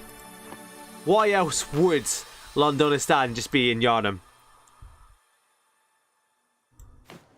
So Slavers Bay have taken a whole lot. Same with Jabarland. Glorious Nippon just about surviving up that list, but Hispania climbing at a rate of knots. In fact, Hispania being on this list at all right now is really impressive, because they started with maximum development of 220, whereas everyone else over here started with maximum development of 300. So that says just how well Hispania are doing. Still without any ideas, probably because they're still at admin level 3 because they're coring all the land they've taken. So that's potentially going to set them back in terms of colonization. Same with Heilig Malches, who took all this expensive land, and who started with Duke David Judah, who only has admin skill of 2. So they've been coring land, they've not gotten to admin tech 4, which they need for the first idea.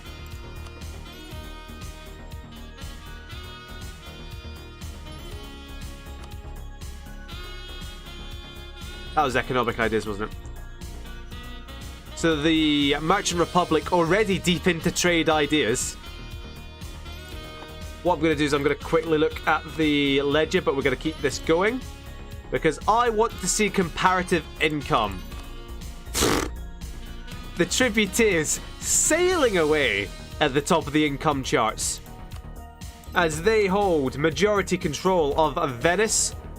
85% of Venice. What about Alexandria? A little bit of Alexandria.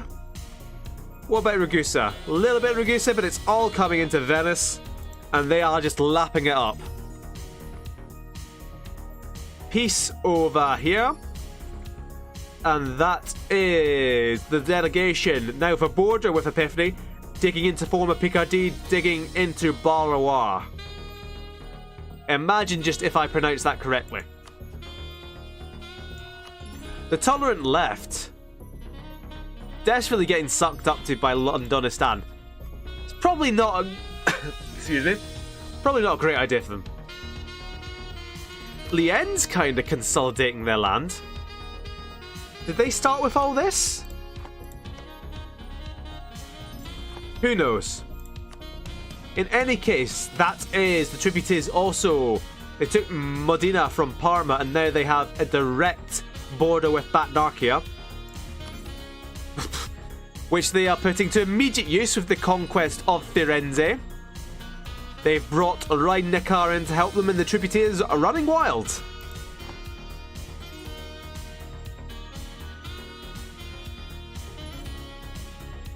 Londo Separatists again plaguing Epiphany.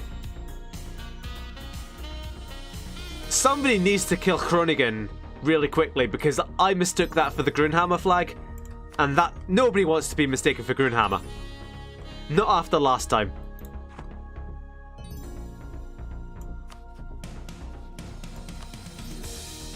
So the animists are getting picked off, and picked off at pace.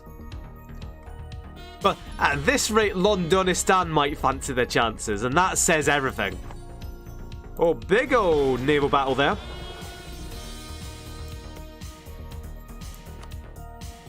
That's not a good look.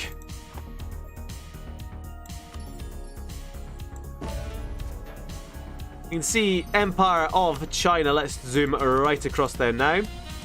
Oh god, oh no. Oh, it's so ugly. What's happened here? Columbia, are they on a comeback or I can't even remember what happened. So Paragonea were the biggest losers. Glorious Nippon were the biggest winners, but Glorious Nippon are getting beaten down by the Hive. The Peyote Khanate are War of Chigoris. Indeed, they're losing to Chigoris. The Chigoris just happen to have their army in the area. Peyote Khanate and Chigoris is a one-on-one fight. Believe it or not, that's about a fair fight in terms of development. The Peyote Khanate are concentrating, I think, yeah, the Peyote Khanate have far more troops in the area. But Chigoris are using them better, just sieging down all their lands. Whereas Chigoris' capital... Oh no, it is right there. They've gone straight for it. It's Barguzin, the gold mine. Is it the gold mine? Yep. It's a development free gold mine, so that's... If you can see that, 1.86 ducats per month. They're going to lose that once the siege goes through. So there's a bit of mutually assured destruction here because there's no forts to be seen. Oh, what? The Peyote Khanate nearly protected their capital with forts there.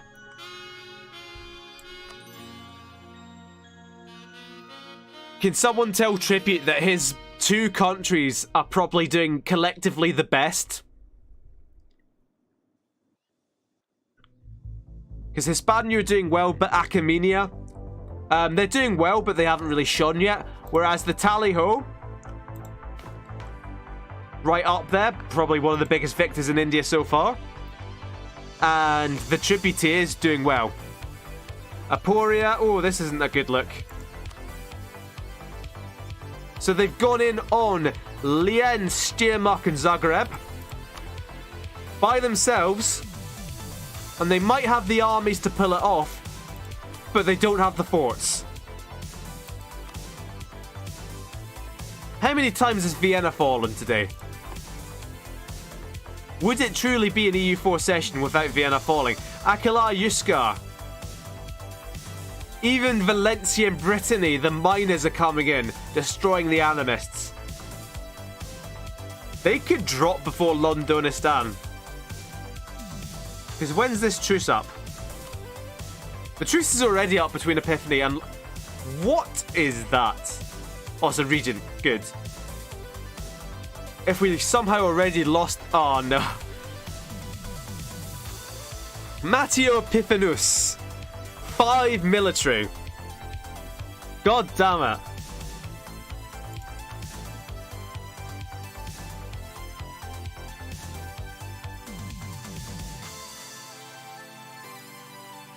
The Peyote Khanate getting stomped here. I suppose if Chigoris declared the war, then it makes sense that they'd have their army ready. But still, it's a surprise to me that the AI managed that. I'm just double checking if they have any armies anywhere else. Oh, big old battle there.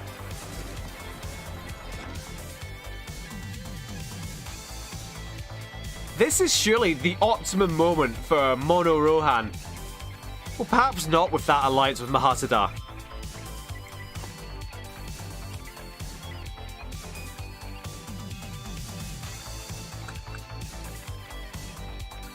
Right, someone tell Tribute that he killed Switzerland. That he killed Nero. And that he needs to shut up unless he wants to watch the stream.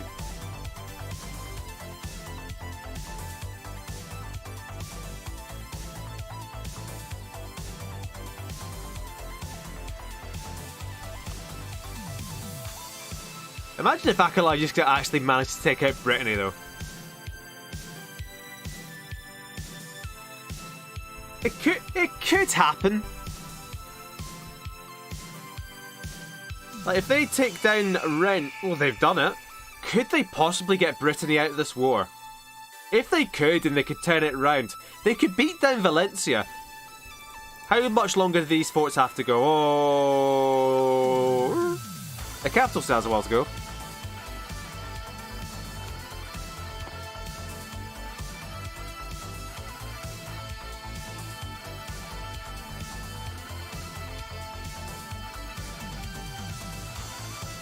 So Aporia, it's not looking great. They have the numbers, but without the forts, they're struggling. Atolia's armies are being paid. What does it mean? What does it mean? Are they going after Oversticht? Are they going after Friesland? Are they going after Groningen? Who knows? Wormsund at war. They've attacked Aiden. That's bold. That's really bold.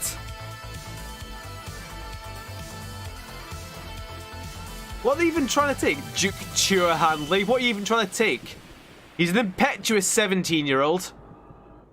The Worm conquest of Sugla. I mean, they brought Nicholsonia with them, which means it might actually happen.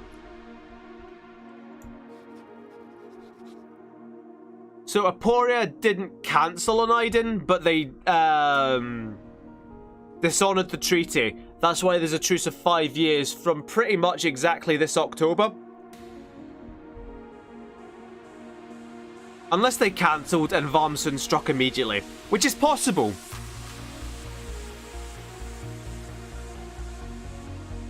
Shane keeps asking about his ideas. Maybe they've taken some by now. No, they haven't, because they're trash. So stop asking me. Remember that lovely shtick I did at the start? Where, oh, if anyone has any questions, no. Screw your questions. Well, genuinely, if you've got questions... I mean, you didn't see that they were level 3 like the first 3 times I looked at them either, honestly.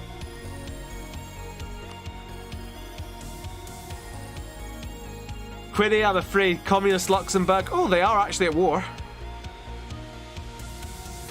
Karelia, a good war to take. Cut off the rest of Österbotten in Finland.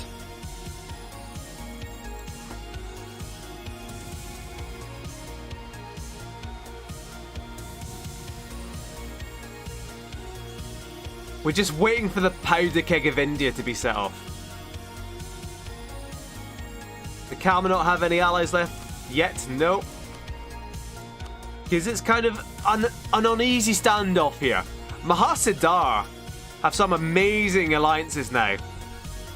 They're going to be the kingmakers of India.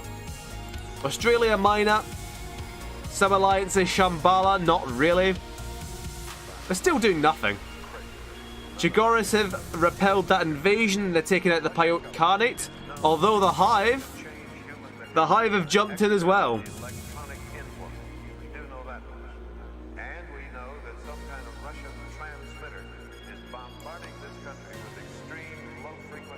Chigoris already at level 6 military. Let's have a quick look at the technology map.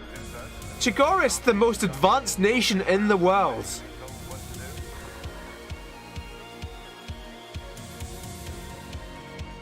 They don't even have innovative ideas. How have they managed this?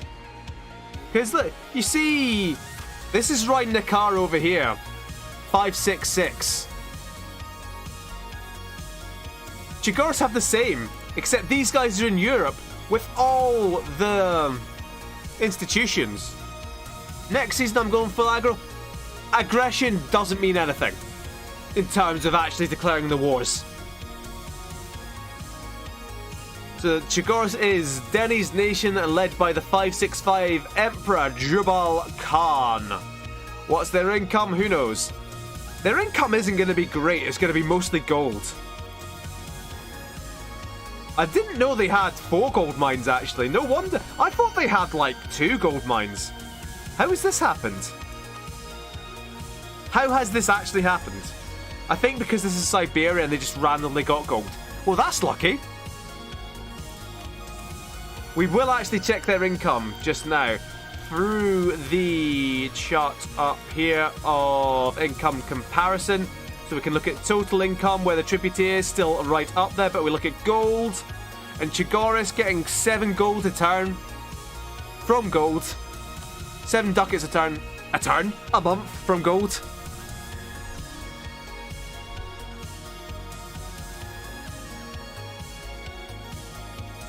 So Aporia still chugging away at these German miners.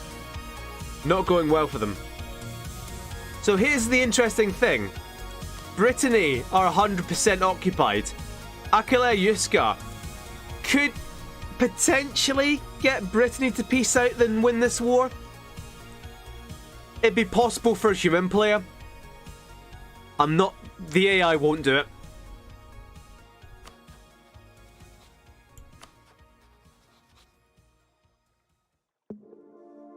Oh, goodness.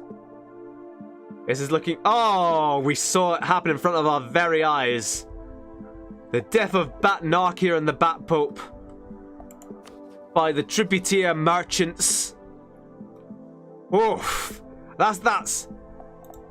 Now, that might only be 5 provinces, but let me tell you, for a start, Firenze is like 30. 28 development, 14, 12, 13, 14... Impressive. So Brittany have been knocked out of this war versus Aquilar. And then it's a fairly even fight between them and Valencia. The capital has fallen, they just need to hold on. Take it back as quickly as they can. Because 13 versus 12k. In a hill. They need... Oh, it's not a fort, is it? How close the tribute is to 20 provinces? I know from experience, having played as Venice, they're probably over it. But I also know that the AI gets a bonus to Republican tradition, and I know that Alberto del Tribute... Is he the Republican? No, but he certainly chose Republican traditions, and he gets that just as a tradition. Hello? Is it time to make a move? Epiphany have been finally called in against the tolerant left. And the New Near Empire are going for it. Although... Oh dear. It's not looking good. I'll be honest. The New Near Empire split up their armies. What ideas have they taken? Economic ideas? They've got the morale of armies up at least. But what are Epiphany actually going to do? Because they don't have the transports to help out the New Near Empire. They have their ideas yet? Nope. Not unlocked their first group. Because here's the thing. The New Near Empire are outnumbered by the tolerant left as it stands. How have they got so much prestige? That's impressive. That's going to help them out with morale. That's a huge difference in prestige and morale.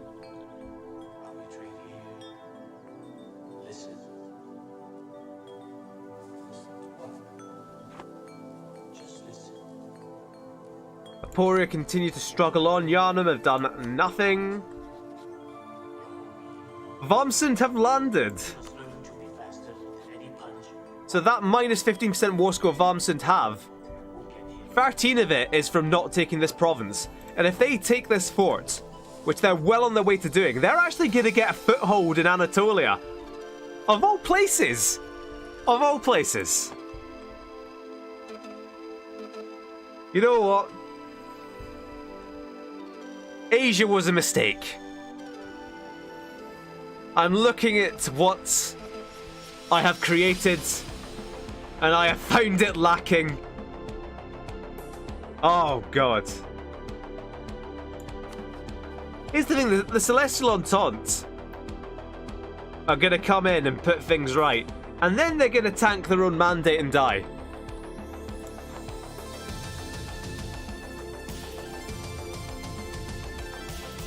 So what's going on down here? Oh, are they at war with everyone? That's quite a lot to bite off in a single war by yourself. Especially once you've let your other ally die. Zaporia probably in quite a lot of trouble. They're allied with Hanselreich, but how much help are Hanselreich actually going to be? Did Waylumbia actually unite some provinces? Who knows? We'll double check in a minute as we see the New Nero Empire really struggling to do anything. Battle here that they are getting demolished in. Because they keep splitting up their armies. Why do they keep splitting up their armies? Who knows?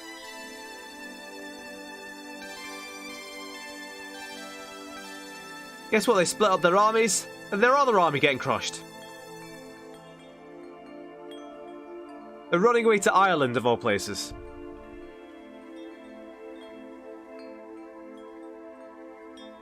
So, Waylumbia have united a lot of China here, and they're gonna lose it all to separatists.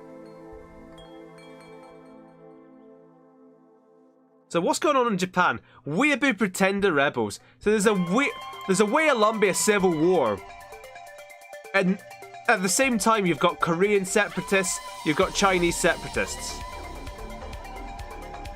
If they hadn't abandoned Londo, then the tolerant left would probably be dead. Because Londo was always gonna die. It's the island scenario that you have here though. The tolerant left, I imagine they'll have positive war score against Epiphany themselves. Because of the blockades. Weeaboo Pretenders, I didn't see that at the time. That's very good. Maybe Asia can stay. Achaemenia are back at war with the Caucasus. They're back for Shirvan in particular. Finishing what they started with their first war of the game.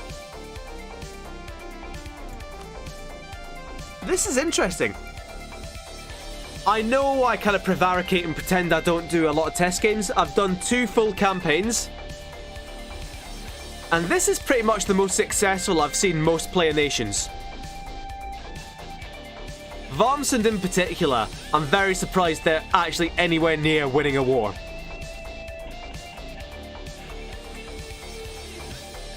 We're at the end of hour 2 of 3. We're actually going to make it to 1475. I might not necessarily go all the way to 10 o'clock. I'll probably stop a bit before then if we get to a good stopping point. So what's the fort situation like up in Scotland? How have they walked past these forts to take their capital? How actually have they done this? Did they take the forts and then New Nero Empire took it back behind them? Because Northumberland and Westmarch are here for a reason. So you just can't waltz up to the Highlands like a 19th century royal. Garavdesh paying their troops. What did Akala Yuska actually drop in the end? I think it was Pyreneo, maybe Urgel. Zaragoza as well. So they're still alive. See, here's the thing. Akala Yuska, they wanted to start the Basque lands, and that's now what they've got. So you know, this is fine. The Legopia have attacked Ryazan. Oh no, they haven't attacked Ryazan. Tver have.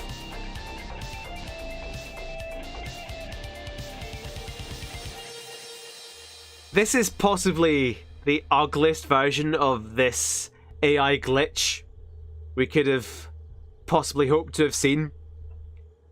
And let me tell you, ladies and gentlemen, I don't like it. What I'd like to see here is Chagoris just take all this land. See, if this was a human player, they would absolutely just take all this land and cut off the hive completely. Did Kildare expand north?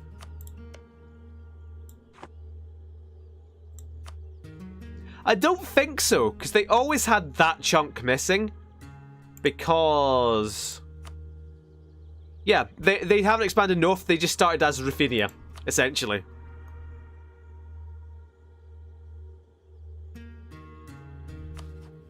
So the Tolerant left just about winning this war on war score. They're through this fort.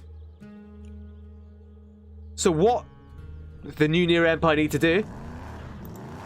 I'll say this with every single kind of asymmetric battle, that when you're outnumbered and they're sieging a hill fort, the whole point of having a hill fort is gather all your armies, smash them. You might not win, but you'll certainly have a better chance there than you will anywhere else. But what what the New Near Empire are going to do instead is they're probably going to spread out, try and siege around here, which isn't going to do much for them. They could occupy like the whole of the north of England. See, what they've done is done exactly what I said, actually. But there we go. Someone's actually done what I said and they won. Who could have fisted it? So Aydin gradually getting pushed back, but they are making advances deep into Nicholsonia. They've been very quiet so far. Probably because they've allied Varmsund. You would be quiet if you allied Varmsund. Aydin trying to get that fort back. They want to keep that fort. Not just because it's the war goal, but because it might be one of the... Is this Varmsund actually making military landings? How have they taken ISIL? I feel like my commentary is quite disjointed. I get easily distracted. It's like, oh, they want to keep that, but how have they taken that? Is that a fort as well? How have they taken that fort? I mean, I assume Nicholsonia is how they've taken that fort. Kostani now allied with Teshuvah and Sivas. There's potential there for them to just go crashing into Aporia. I think they'd win, even with Hansareich. Let's have a quick look at the state of the Holy Roman Empire. The absolute state of the Holy Roman Empire. I don't think anything new has been added to it. Londonistan dying again. Could this be it for Londonistan? And everyone proved right by picking them as first to be eliminated. The total war score cost for all London provinces is 85%. That means that Gorovdesh could completely annex them in this war. Gorovdesh has brought with him Hispania and Catalonia.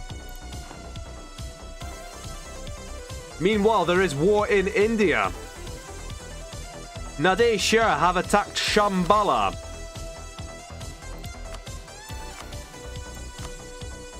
So that is just a one-on-one war between Shambhala and Nadir Shah with Kush right in the middle. Hold on a minute. Hold on a minute. There used to be a country here. Well, what's happened here, lads?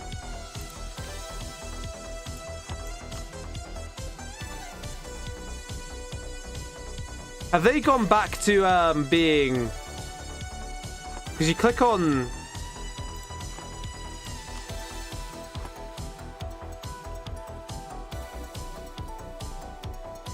What?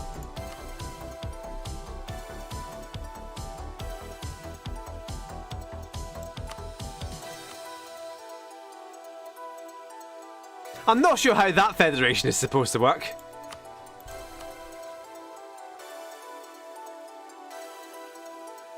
I think this is the downside of choosing Mayan religion. I think... Now, I'm very unfamiliar with the actual... Because here's the thing as well, look at their religion. It's all animist. I think it's some kind of schism in the Mayan faith that have turned to animist. Actually, wait, hold on.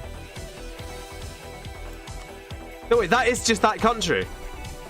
It's not...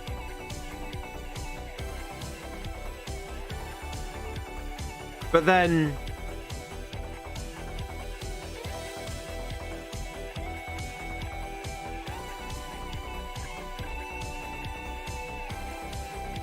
You know what? If this is how Gyan Lane get back into the game, I'm all for it.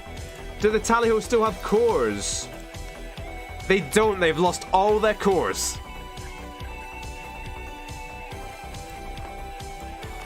They've lost all their cores. They still maintain the Mahasadar alliance, but for how long? Now, this is a 1-1-1. I imagine no institutions. Well, they have feudalism.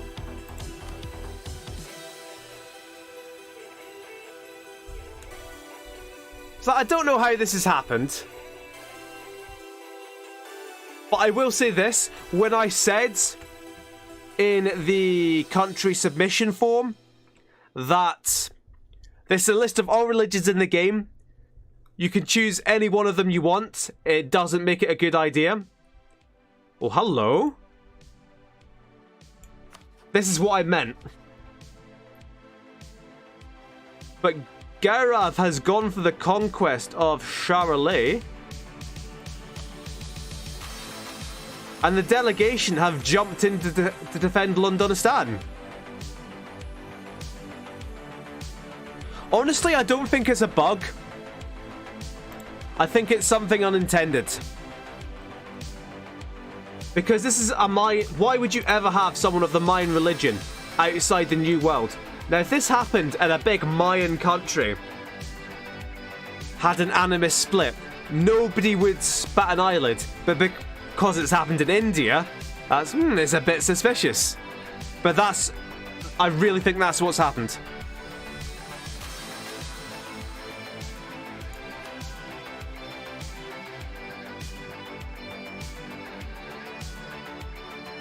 So up against the combined might of Garavdesh and Hispania, the delegation aren't going to do well for themselves. Meanwhile, we have peace in the British Isles, a rather pathetic white peace, because Epiphany didn't really help out their ally.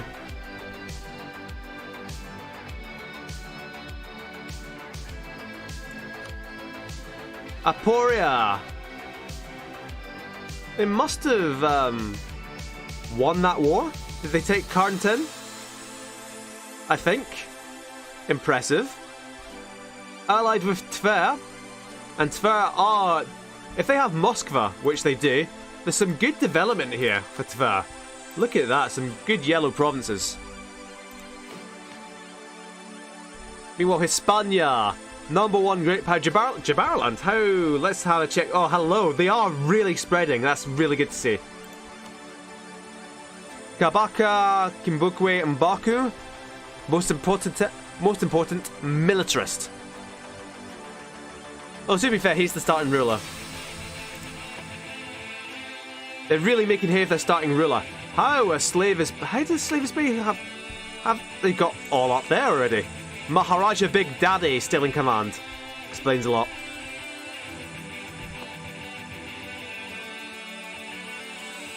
Can we take another peek? Oh, the Peyote Khanate still not great, not in great shape. The Celestial Entente have utterly tanked their mandate by taking land here, by letting Lim Chow coalesce around them to the south. They have more Chinese land, but it's not a good time.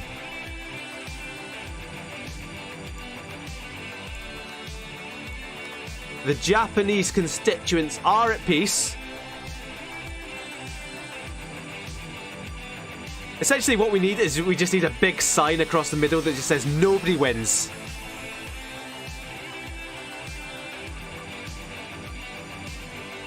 So what is going on up here?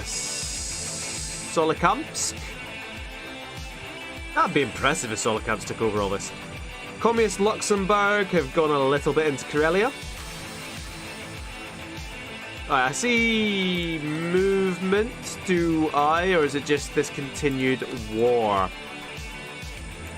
We'll take a quick pause at 1475 just to take stock of things. At Nakia, very poor shape, no allies. Athens have stayed still this entire time. Monorohan at war with Chagoris. Now this could create movement over here. Chagoris could peace out. But their entire army was probably over to the east, and Monorohan, just tiny little pockets of 1,000 infantry here and there. Just enough to just demolish Siberia.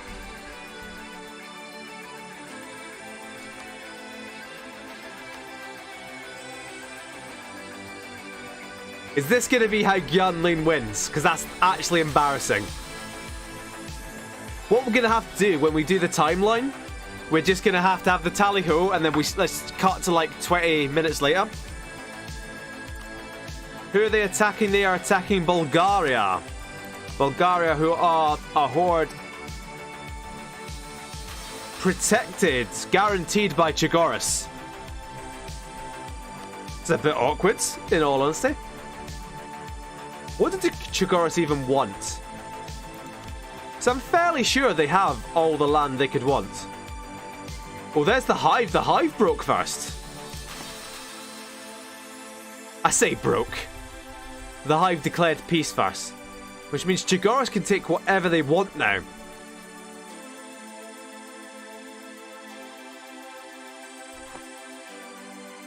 Yep, that's whatever they wanted.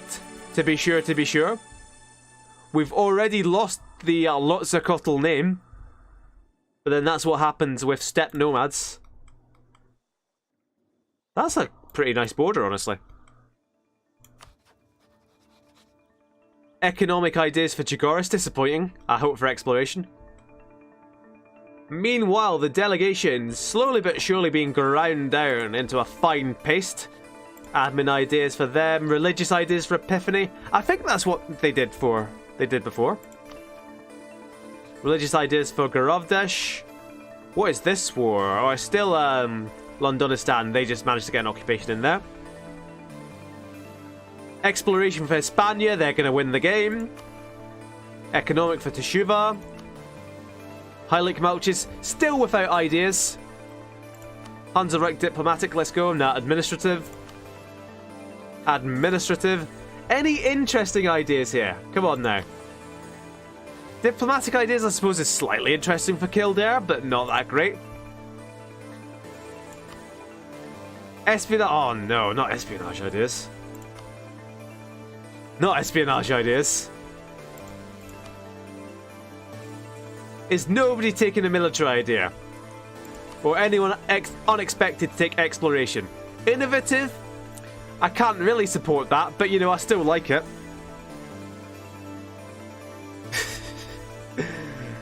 Oh, Varm Aydin. They've taken Aydin itself. That's a statement. That's a big old statement. And this is their first non-island as well. This is a big thing for Varmsund. Jabaraland exploration. Religious. Well, religious will be really good. They'll just utterly destroy everyone around them, but they were doing that already. What did Gyunlin actually want? I hope it's everything. It's nothing, but hopefully they still take everything. So here's the thing. What exactly are you talking about? It's an animist state religion, which means that nobody's really going to care about taking that land at all. I believe in the tally-ho. You've picked a really poor time to believe in the tally-ho.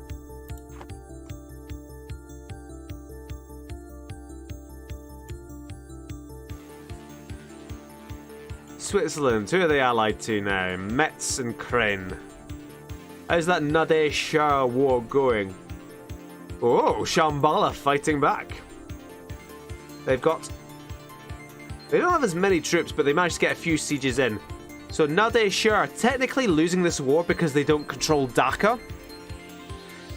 Londonistan gone, 1473. Do we have it? The first elimination. It was Londonistan after all. But meanwhile, a pretty interesting war going on here. Kosh, if they can get pieced out, will help Nadesh Shah, who I think should have the numbers.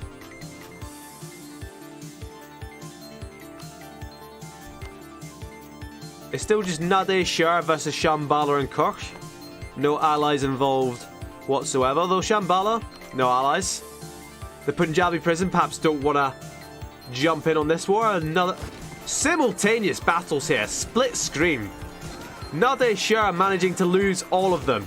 Now they got reinforcements in, but reinforcements coming in as well. On the other side, Nade Shah beaten back. We have a blue in Korea.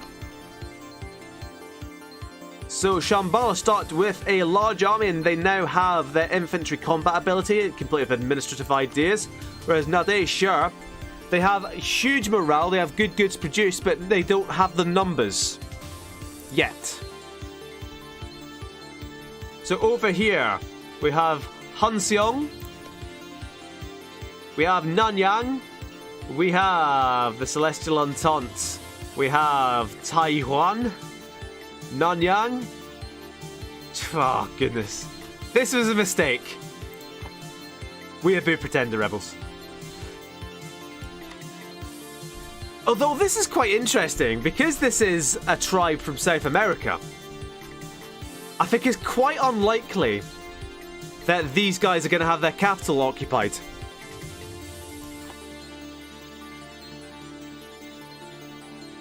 So how are we looking great powers wise now? Hispania, Garavdesh, Epiphany are all in there. Jabaraland and Slavers Bay keeping up.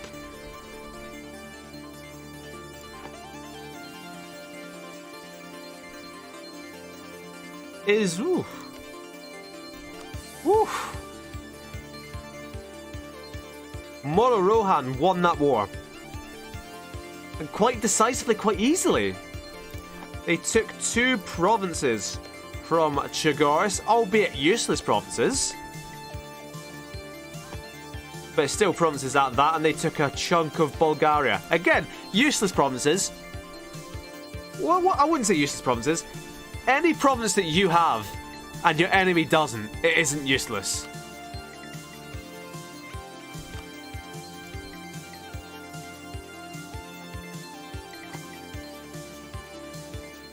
Is this just about peace in our time? Not really. The Russian Thunderdome continues. Slavers Bay going in against Dende. Back in at Bornu. So they have demolished Dende, but they're going in on Bornu as well. If they somehow manage to consolidate all of Western Africa in session 1, then Teshuvah are going to have to be looking over their shoulder.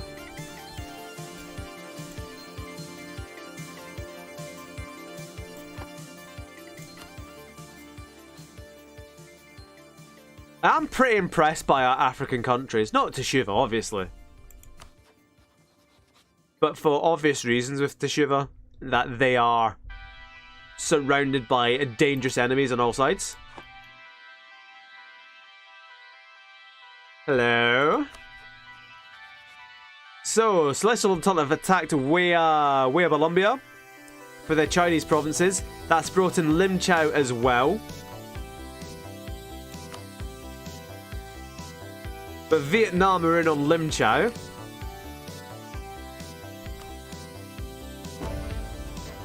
And it's kind of fluctuating mandate here for the Celestial Entente. But they're still going to be, given that the mandate is under 50, they're going to be taking, what? Like 20% more damage. They're going to be producing 20% fewer, less goods. It's not great. They need to consolidate China and get some meaty tributaries. Am I finally doing something? Of course not. You might be... Yep, you're dying over here, if that's any consolation.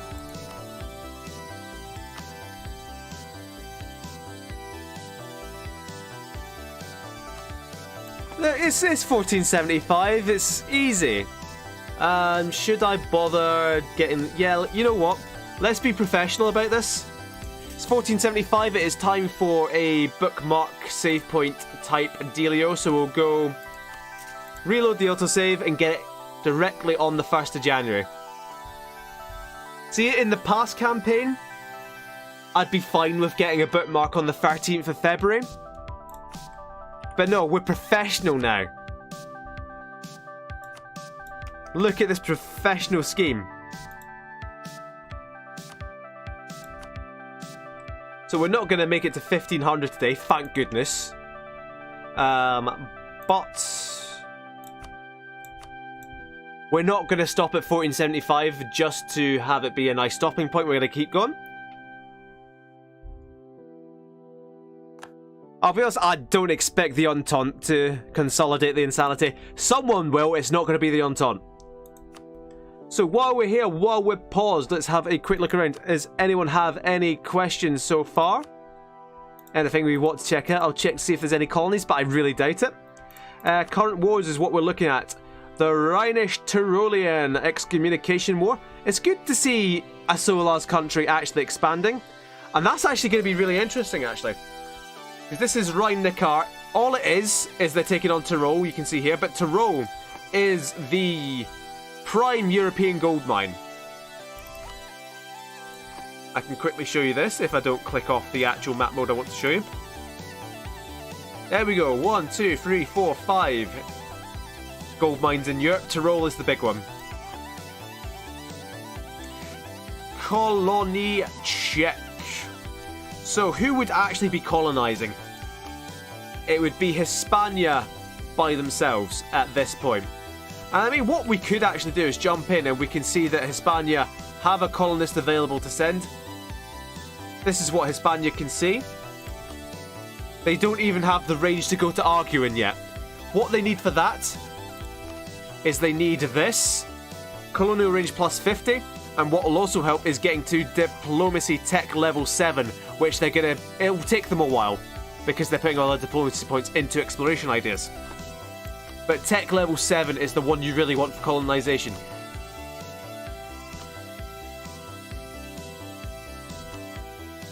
I keep forgetting which ideas everyone has taken.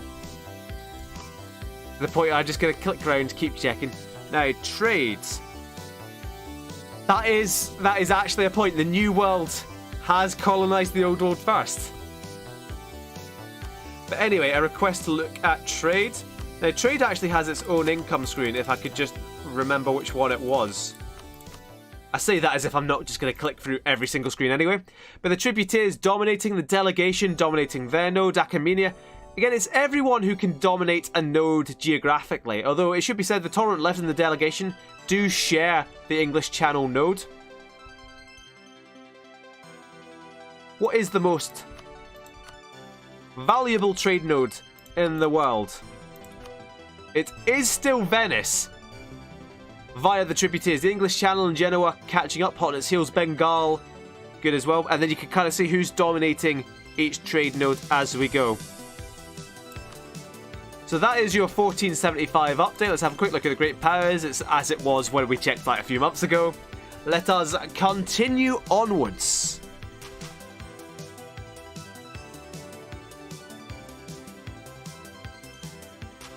That's just Crane, okay.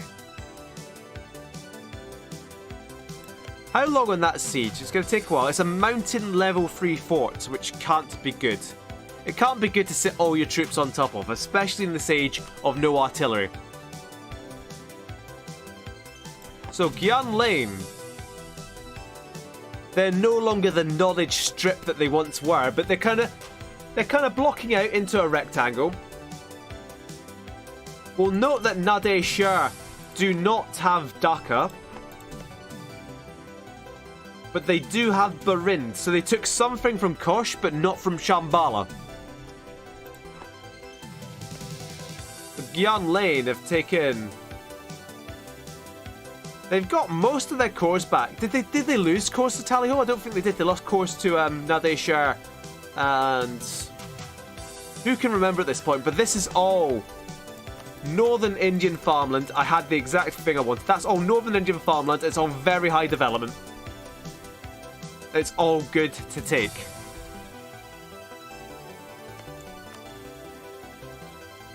The Tally Ho, now that they're not bordering all these guys, the Tally Ho allied to Nadir Shah and Mahasada.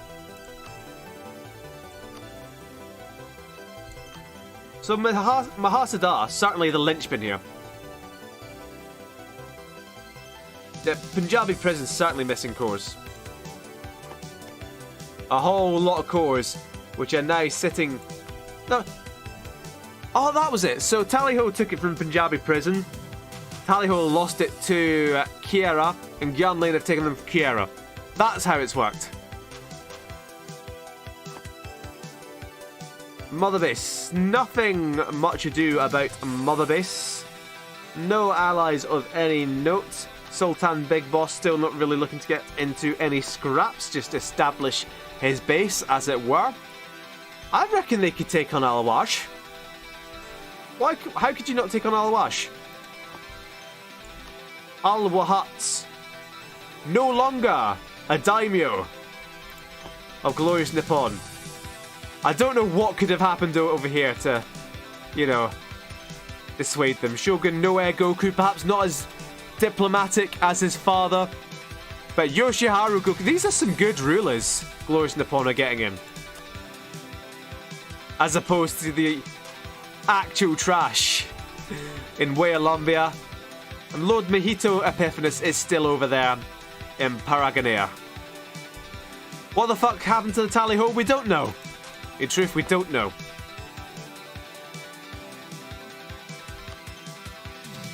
How did Rhyme Nekar not take Tyrol? Because the entire point was that Tyrol were excommunicated, they could take it with impunity. I'm really confident that what happened over here was a result of the... Hello? What's happening here? Camelot have attacked Nadeshur. They've brought in Gyan Lane with them. So it's a 2-on-2 battle. I think this could go really wrong, to be honest, for Camelot. Because obviously Tally-Ho aren't as much of a factor as they once were, but Nadeshur will crush Gyan Lane. Like, no question about it. So Camelot need to make their way through. There's a little bit of jungle down here that they need to make sure they don't get caught up in. And in fact, that's the majority of Nadeshur's interior. But anyway, I'm really confident that what happened to Tally-Ho was something to do with the Mayan mechanics. Because it wasn't just a separatist revolt. It was a huge instant split where Mayan land of a large Mayan nation reverted to one of its, ostensibly one of its neighbours. I'm really confident it's something to do with the religion.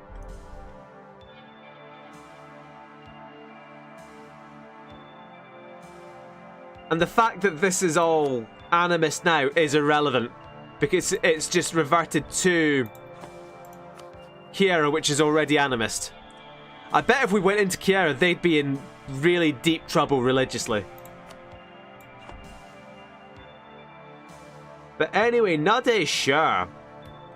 They're probably going to be able to smash Gyan Lane.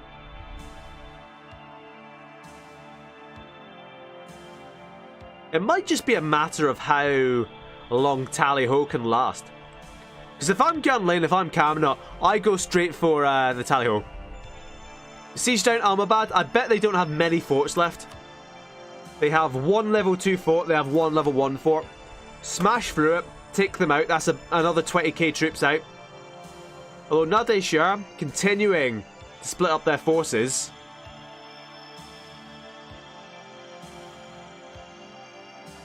This is the slowest battle I've ever seen in my life.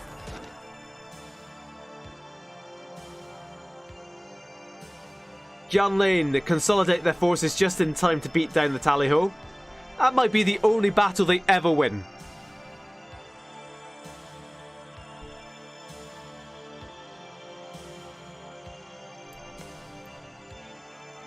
One, 2, 3, 4, 5, 6, 7, 8, 9, 10. And the capital's here, distance capital. It's definitely a Mayan reform then. I thought a custom nation wouldn't do Mayan reforms. In fact, let's have a quick pause. Jump into the Tally-Ho and look at their religious screen.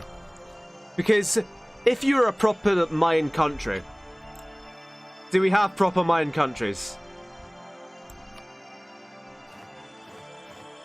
There we go. Religious reforms.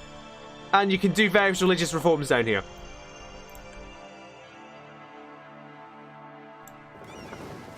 Although the tally-ho. Yeah, they didn't have this in testing, but they do now. Whoopsie-daisy.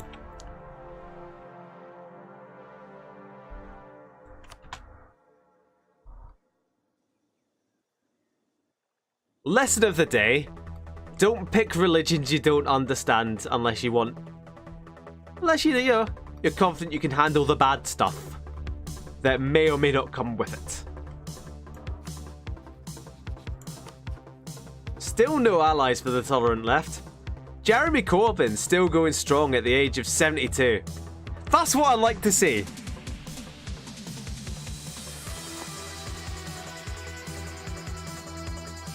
So the Hive potentially not. Did they expand to Monorohan? No, I don't think so.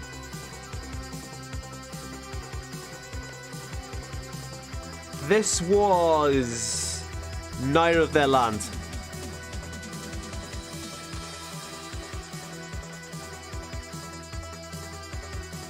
Taiwan? So we are kind of just having a little bit of a Chinese fracturing now. Paragonea paying tribute to the Celestial Entente. Probably a good move. That means that any attempt by Glorious Nippon and Weialumbia to subjugate Paragonea going to be subject to the Emperor of China. What's going on up here? Galish going down to Tver. Tver, yep. Look out for Tver. Especially if you're Kildare.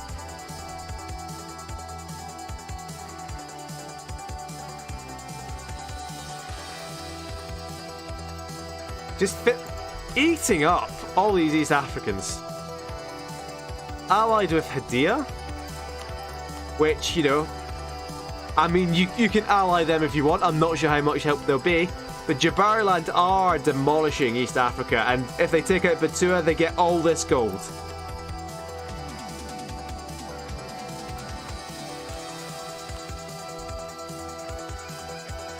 Maharaja Soduribadadi. Unfortunately, not a militarist. No, balanced. Balanced might not be too bad. Yeah, balanced means he still wants to conquer everything. We do have our first colony. Arguim from Hispania, but that's not it's not a New World colony, is it? By New World colony, we mean the Americas. That's what's meant in game as well. Because if we look, we won't look at it. You can just take my word for it, rather than jump into country just now.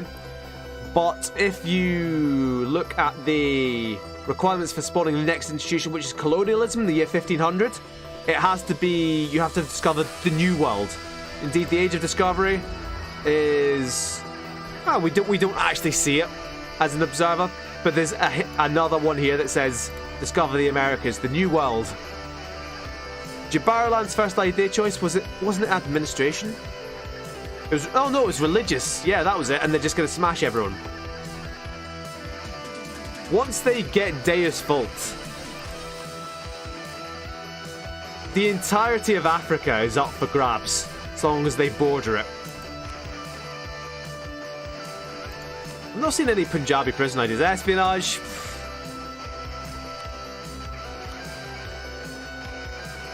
Diplomatic ideas.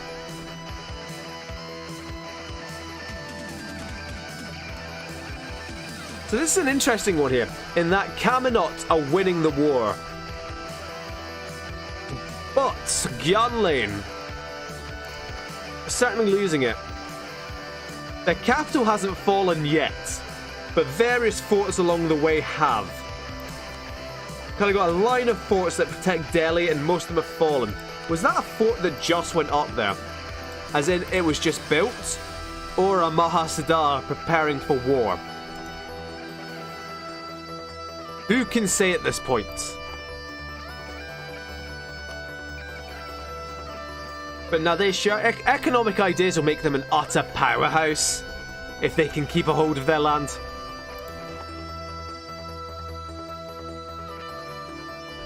But here's the thing. Well, here's one of many things about fighting in India. And indeed fighting pretty much anywhere.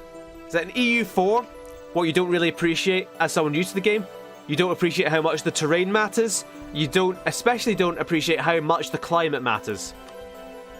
So we have a look in the terrain map modes.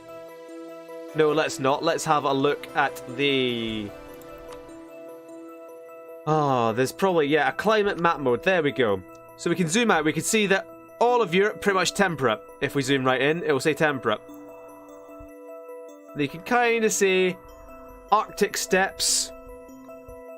But down here, tropical.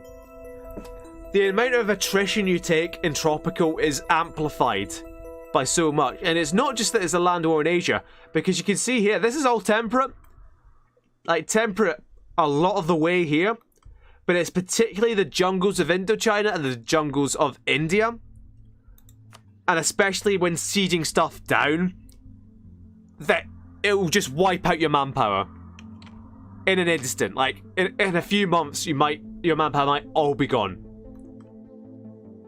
I was playing Ayutthaya start here, and that's when I learned that lesson. The lesson is never to siege anything. It's always have allies siege things. So that is an exiled army. But I think all that means is that the tally-ho... No? Oh, does it mean... Oh, it means Gyan Lane have been knocked out. Well, that's pathetic, in honesty. That's actually pathetic. So it's Caminot now against Nadeshar and the tally-ho. The tally-ho still have 20,000 men. Caminot's armies are split. You've got one in the north, you've got one in the south, you've got one on a boat. Although, to be fair, the one in the north won its first battle. Can it win its second before reinforcements come in? Nope, not quite. So they'll be shattered and retreat right back down here. What military ideas does Caminot have? It has morale, but its morale isn't actually as good as Nadeshar's. This is a losing fight for Caminot. Nadeshar fought off Gyan Lane. Nadeshar have done exactly what they needed to do. They knocked out the weaker opponent, now they can concentrate on the stronger one at their leisure.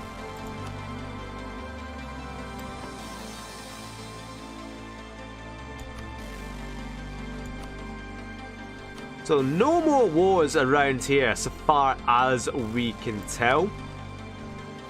Although that said, Slavis Bay just continuing to beat down. Dahomey next up. And if they can make their way down to... make their way all the way down here to Congo. They can pick up the Congo estuary. They can pick up the Niger estuary. And they can really dominate the Ivory Coast node, which is going to really weaken the Europeans, because let's have a look at the trade node. Trade always flows in a particular given direction. There's no real way to reverse it. So you can see here that all the trade coming out of the Ivory Coast, most of it goes to the traditional colonizing powers of Europe, simulating what happened in history. But if Slavis Bay can cut off that trade, that route of trade, it means nothing's coming round the Cape of Good Hope. It means nothing's coming in from Brazil. So that could really hurt the economic prospects of Europe in the long term. Now, does Slavis Bay actually have slaves? And there's a good answer to this. We can look at strategic goods, and then we can look at slaves particularly, and we can see that the production leader is Slavis Bay, with 22.2% of the world's slaves being produced in Slavis Bay. And you can kind of see the coast, it's gonna get worse.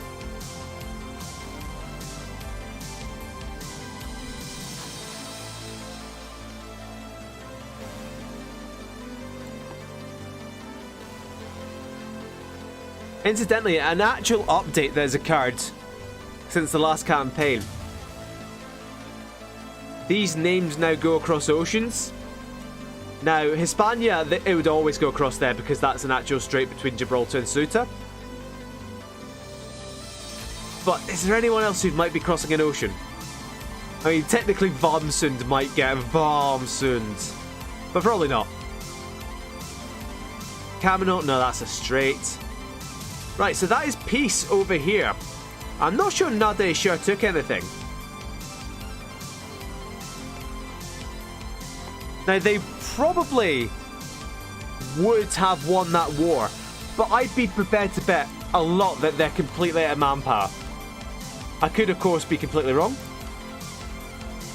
So, Nade Shur is what we want to look at. And if they don't have manpower, they probably didn't want to press that advantage. Yet, no manpower whatsoever, they were digging into mercenaries.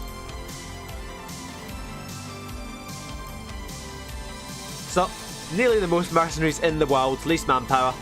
That's what happens.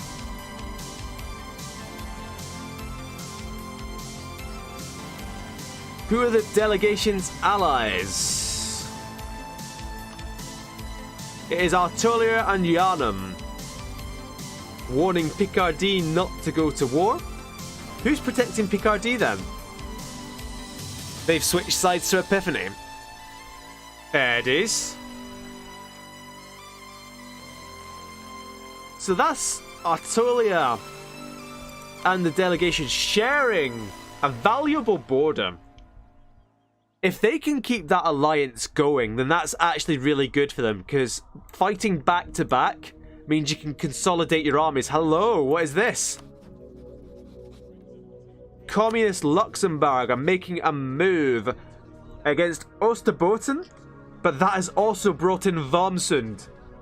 Now, Wormsund have done very well for themselves so far to pick up allies. But they were protecting Osterbotten, and that was not a good move. Communist Luxembourg consolidating their hold on Scandinavia. Although, to be fair, they've taken out that one fort in Lund. If they can take out the second one in Elfsborg, then Wormsund are in a really good position here.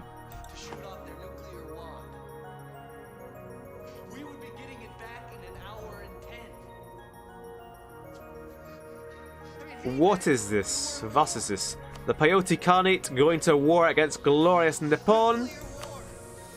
It's just a one-on-one war, but who even... What does that count for anymore?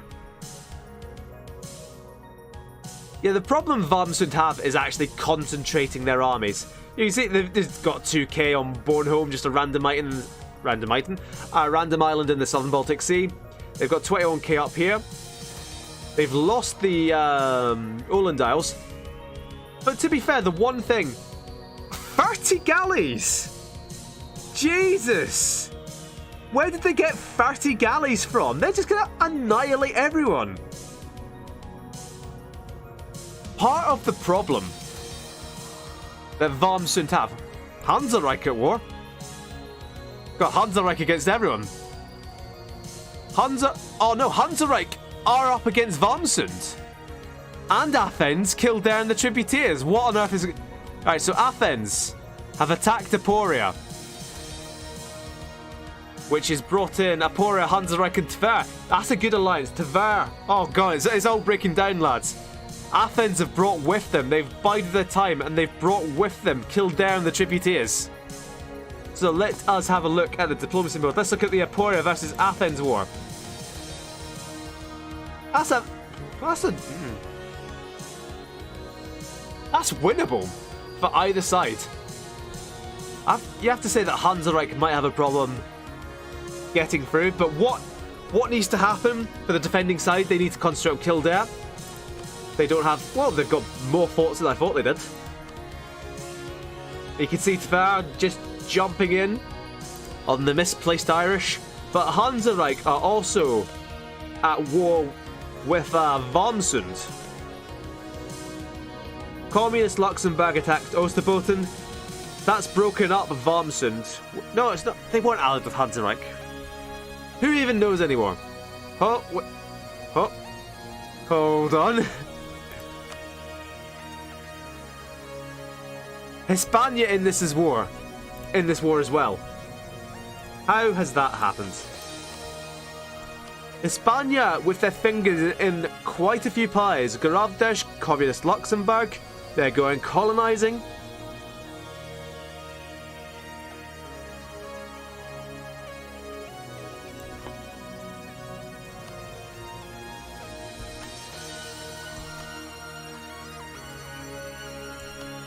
So Ligofia with Helikmalchers, with Monorohan, they are allied with Tver.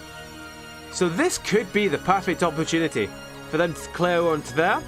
Because who's that going to bring in? Who knows? Yarnum, Athens, Kazimov. Who are Kazimov? Who actually are Kazimov? I'm probably looking right at them. Yeah. I just dismissed that area of green between Kildare and Chogoris as more of the same. So Hansa Reich putting out the fires that Varmsund started. Hispania sieging down Shaland.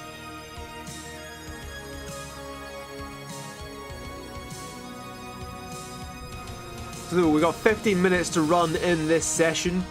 I'm going to take the next available stopping point. I don't want to stop in the middle of this war. This war might not last too long if Athens have anything to say about it. So the Tributeers also in. What kind of ideas do they have? Infantry combat ability, but that's about it. Their troops aren't that good.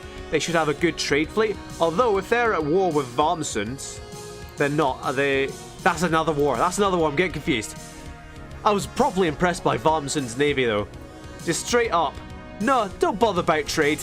Just 30 galleys. That's what we need to defend ourselves. It's a very... There we go. Just utterly demolishing any sign of a communist Luxembourg navy. It's a shame they didn't, you know, blockade what they actually needed to blockade and stopped all these armies coming across. But you can't have everything.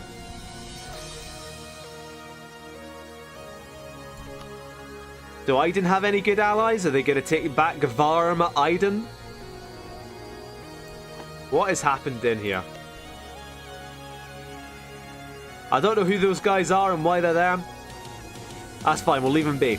Anyway, Slavers Bay have taken a huge chunk out of Dahomey. They'll be back for the kill next time. And indeed, Jabariland doing the same to Malawi on the other side. So our African countries have taken... They've pretty much consolidated the west and east of Africa, respectively. Punjabi prison jumping on Sierra. Sierra. Someone get me a pronunciation, please. Delhiite separatists. That's not what I like to see. So, in spite of being beaten up and outmaneuvered, Punjabi prison under the Maharaja Rampala Kali are resurgent because the Tally-Ho are idiots. Who could have foreseen that J.D. Weatherspoons and his dynasty were so bad at business? Akamenia now allied with the Punjabi prison. Chogoris? Ah, yes, I remember that. And Nicholsonia. So Akamenia? I think they'd very much like to take Basra and Sharazor. Obviously, they'd like to take any land, but particularly Basra is there. You got Baghdad there as well. Very good trade provinces for the Basra node itself, which will feed into their home node of Persia. Here's the thing as well. Persia is kind of a sleeper node. It can be a very, very good trade node because it only has one output into Aleppo. So if, if Akamenia conquers their way into Aleppo and gets more control of Persia, they'll be incredibly rich for the whole game, with the trade coming out of India and potentially coming out of Malacca, I think. No, it's all India. Goes to Aden, it can come around, yeah. But the trade coming out of India, especially with Nadir Shah and their goods produce modifier, if they stay alive, there's going to be a whole lot of trade coming out of India. So this war continues on. I've not been paying too much attention to it because I think it's complicated enough that I know if I try and pay attention to it, I'll just embarrass myself.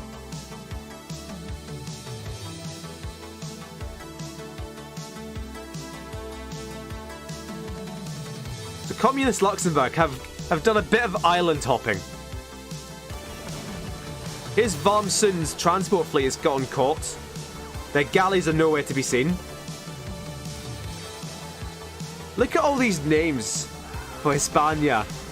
Or it'll be Hispania doing the island hopping. And then just Transport 1, Transport 2, Transport 3. Lack of imagination there in Wormsund. Or maybe they just have so many transports that they couldn't possibly name them all. Hello. This is not what I like to see. So, two wars at once catching up with Hunterreich. Kildare just being blown out the water. See, this is good. Apulia, they have lost their capital. They haven't lost the all-important mountain fort. They haven't lost that hill fort yet, although I assume that hill fort is very much on the way. If we could look at the right screen, please. Why isn't it looking at the province here? Oh, because the siege has just been lifted. Okay. But if these guys knock out Kildare first, they can swing around, concentrate on Athens. That's what they need to do. If they try and fight off everyone at once, they're going to lose. I hope Wormsund get out of this without losing much land, because there's so much stuff they could lose. They could lose the Baleares to Hispania. They could lose Wormsund and indeed the Åland Isles in particular to Communist Luxembourg.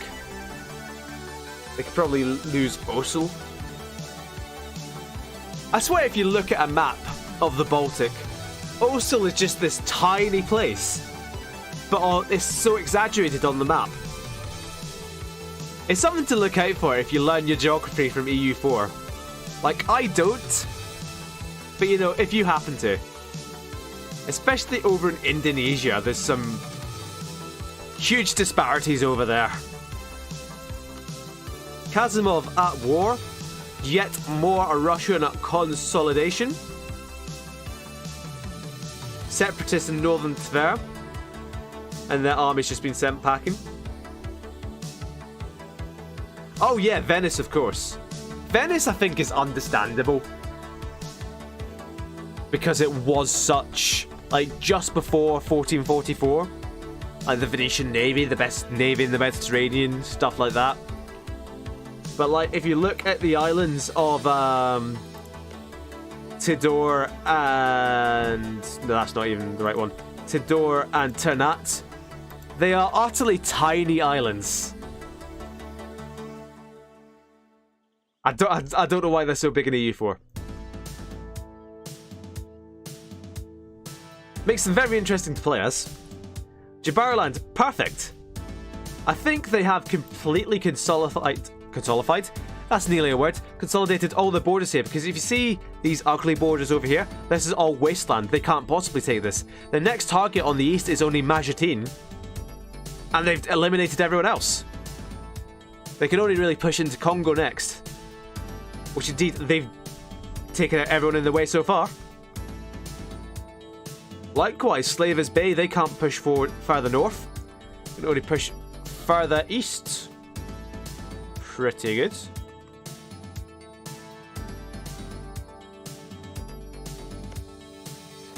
This colony is going ever so slowly.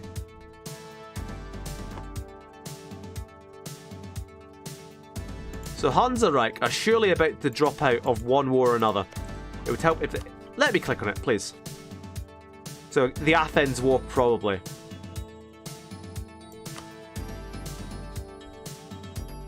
So it's kind of... There we go. Apulia have knocked out Kildare just before Hansereich get knocked out. Interesting. Tver are still in the war.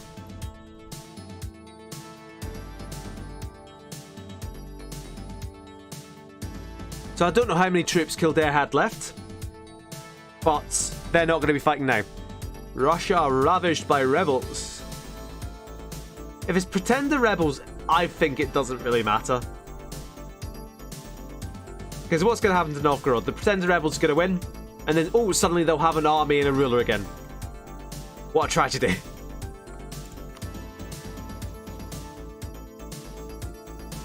So it is the conquest of a Viborg, which is, yep, that one just there. So they're maintaining that. They're maintaining it's a fort. They're going to win this war. Did the Poor take that province this war? Yes. They took those 2 provinces. Horrendously ugly are these borders. But if they can now take their capital back, I don't think they've lost many forts. Obviously, Vienna's down. But they've not lost Temes. They've not lost Kiralefeld. Yeah, that could almost be a correct pronunciation. They've not lost their main forts. So Aporia, get their capital back. Try and stop Athens knocking out Hansareich. And they're doing that. Aporia themselves are sieging back the Hansareich capital. Although, big battle here. Athens probably going to win. Simply... Oh, no. The roll's going the other way. They had the advantage there in that they were defending that fort. But without a general, and indeed I don't think their troops are even that good either. Hello, Tver just sieging down Greece as well. King Arsoc's Bronco, the 334, still in command at the age of 60. I mean, espionage and economic ideas, not great. Morale of armies, very good. Right, so that is the tributaries knocked out. I think... No, they did get something. Aporia have given up. They gave in. And they gave up Slavonia and Sirmia. So they've lost 11 development there. And gained 21. They're up 10 development from that losing war.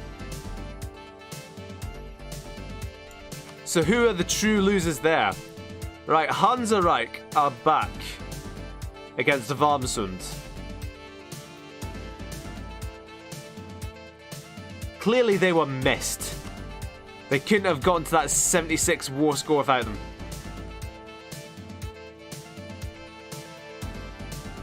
Right, with the end of that war, I'm going to suggest we're going to pause at the start of the next year, at the start of 1486.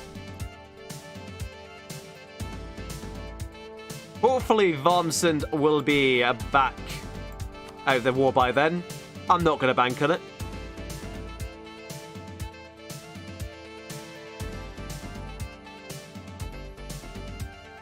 God, the actual timing on this music as well. I'm well impressed.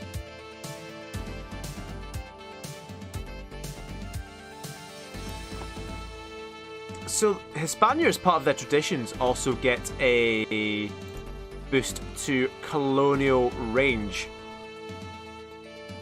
So once Arguim is actually turned into a city, which is still going to take a very long time, we could be seeing colonies popping up simply because of the trade winds. So if we zoom in, you can see these little green arrows. That's a trade wind, which means that the effective distance in game to get from here to here is lessened, and you get trade winds going the other way as well, which is why you don't really see British countries I forgot the word colonize. You don't see British countries colonize until later in the game traditionally.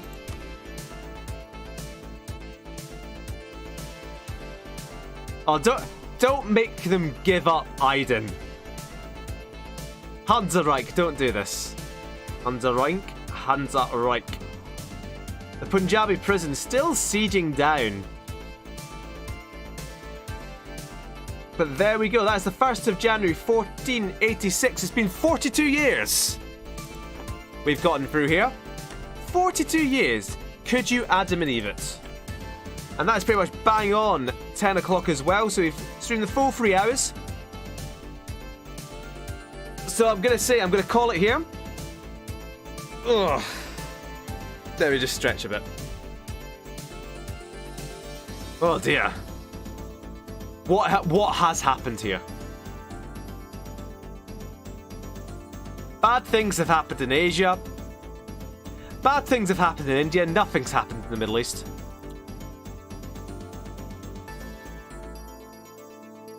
how do the scores look? Do we think that the Punjabi prison has held on to first place? So by development, first of all, Slavis Bay in Jabaraland. This never happened in my test games. I'm well impressed by this.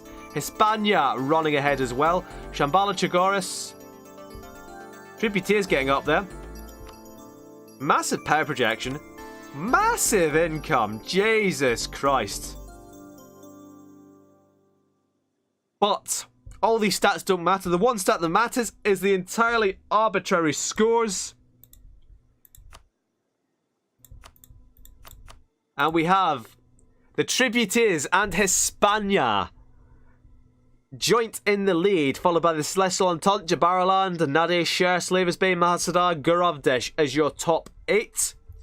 The Tributaries currently, with their massive, that's going to be their, both their admin and the Diplo rating is down to their trade. While we... What? Have Epiphany actually crossed the channel?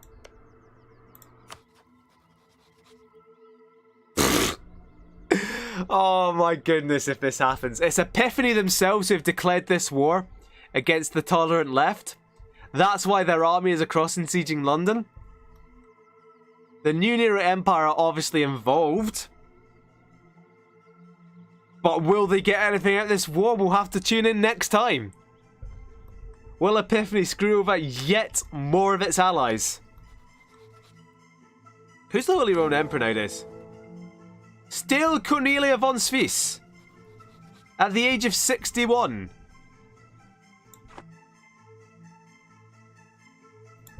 Emperor of China looking a bit worse for wear. Who's the people controlling nowadays? It is the delegation. Who have they excommunicated? Who would they have excommunicated? Ryan Nakar? Epiphany? Joachim von Sola's still there. Still not excommunicated.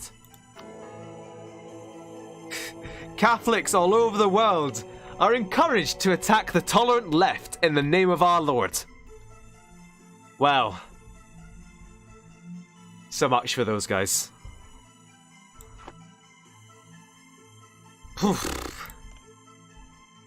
In any case, should I bother playing the intro video again? Nah, you all saw it at the start. So what I'm gonna do... Oh yeah, I can use commands, can't I? There we go. Beautiful. Shit, that gets rid of the what I need to do to set up the timeline.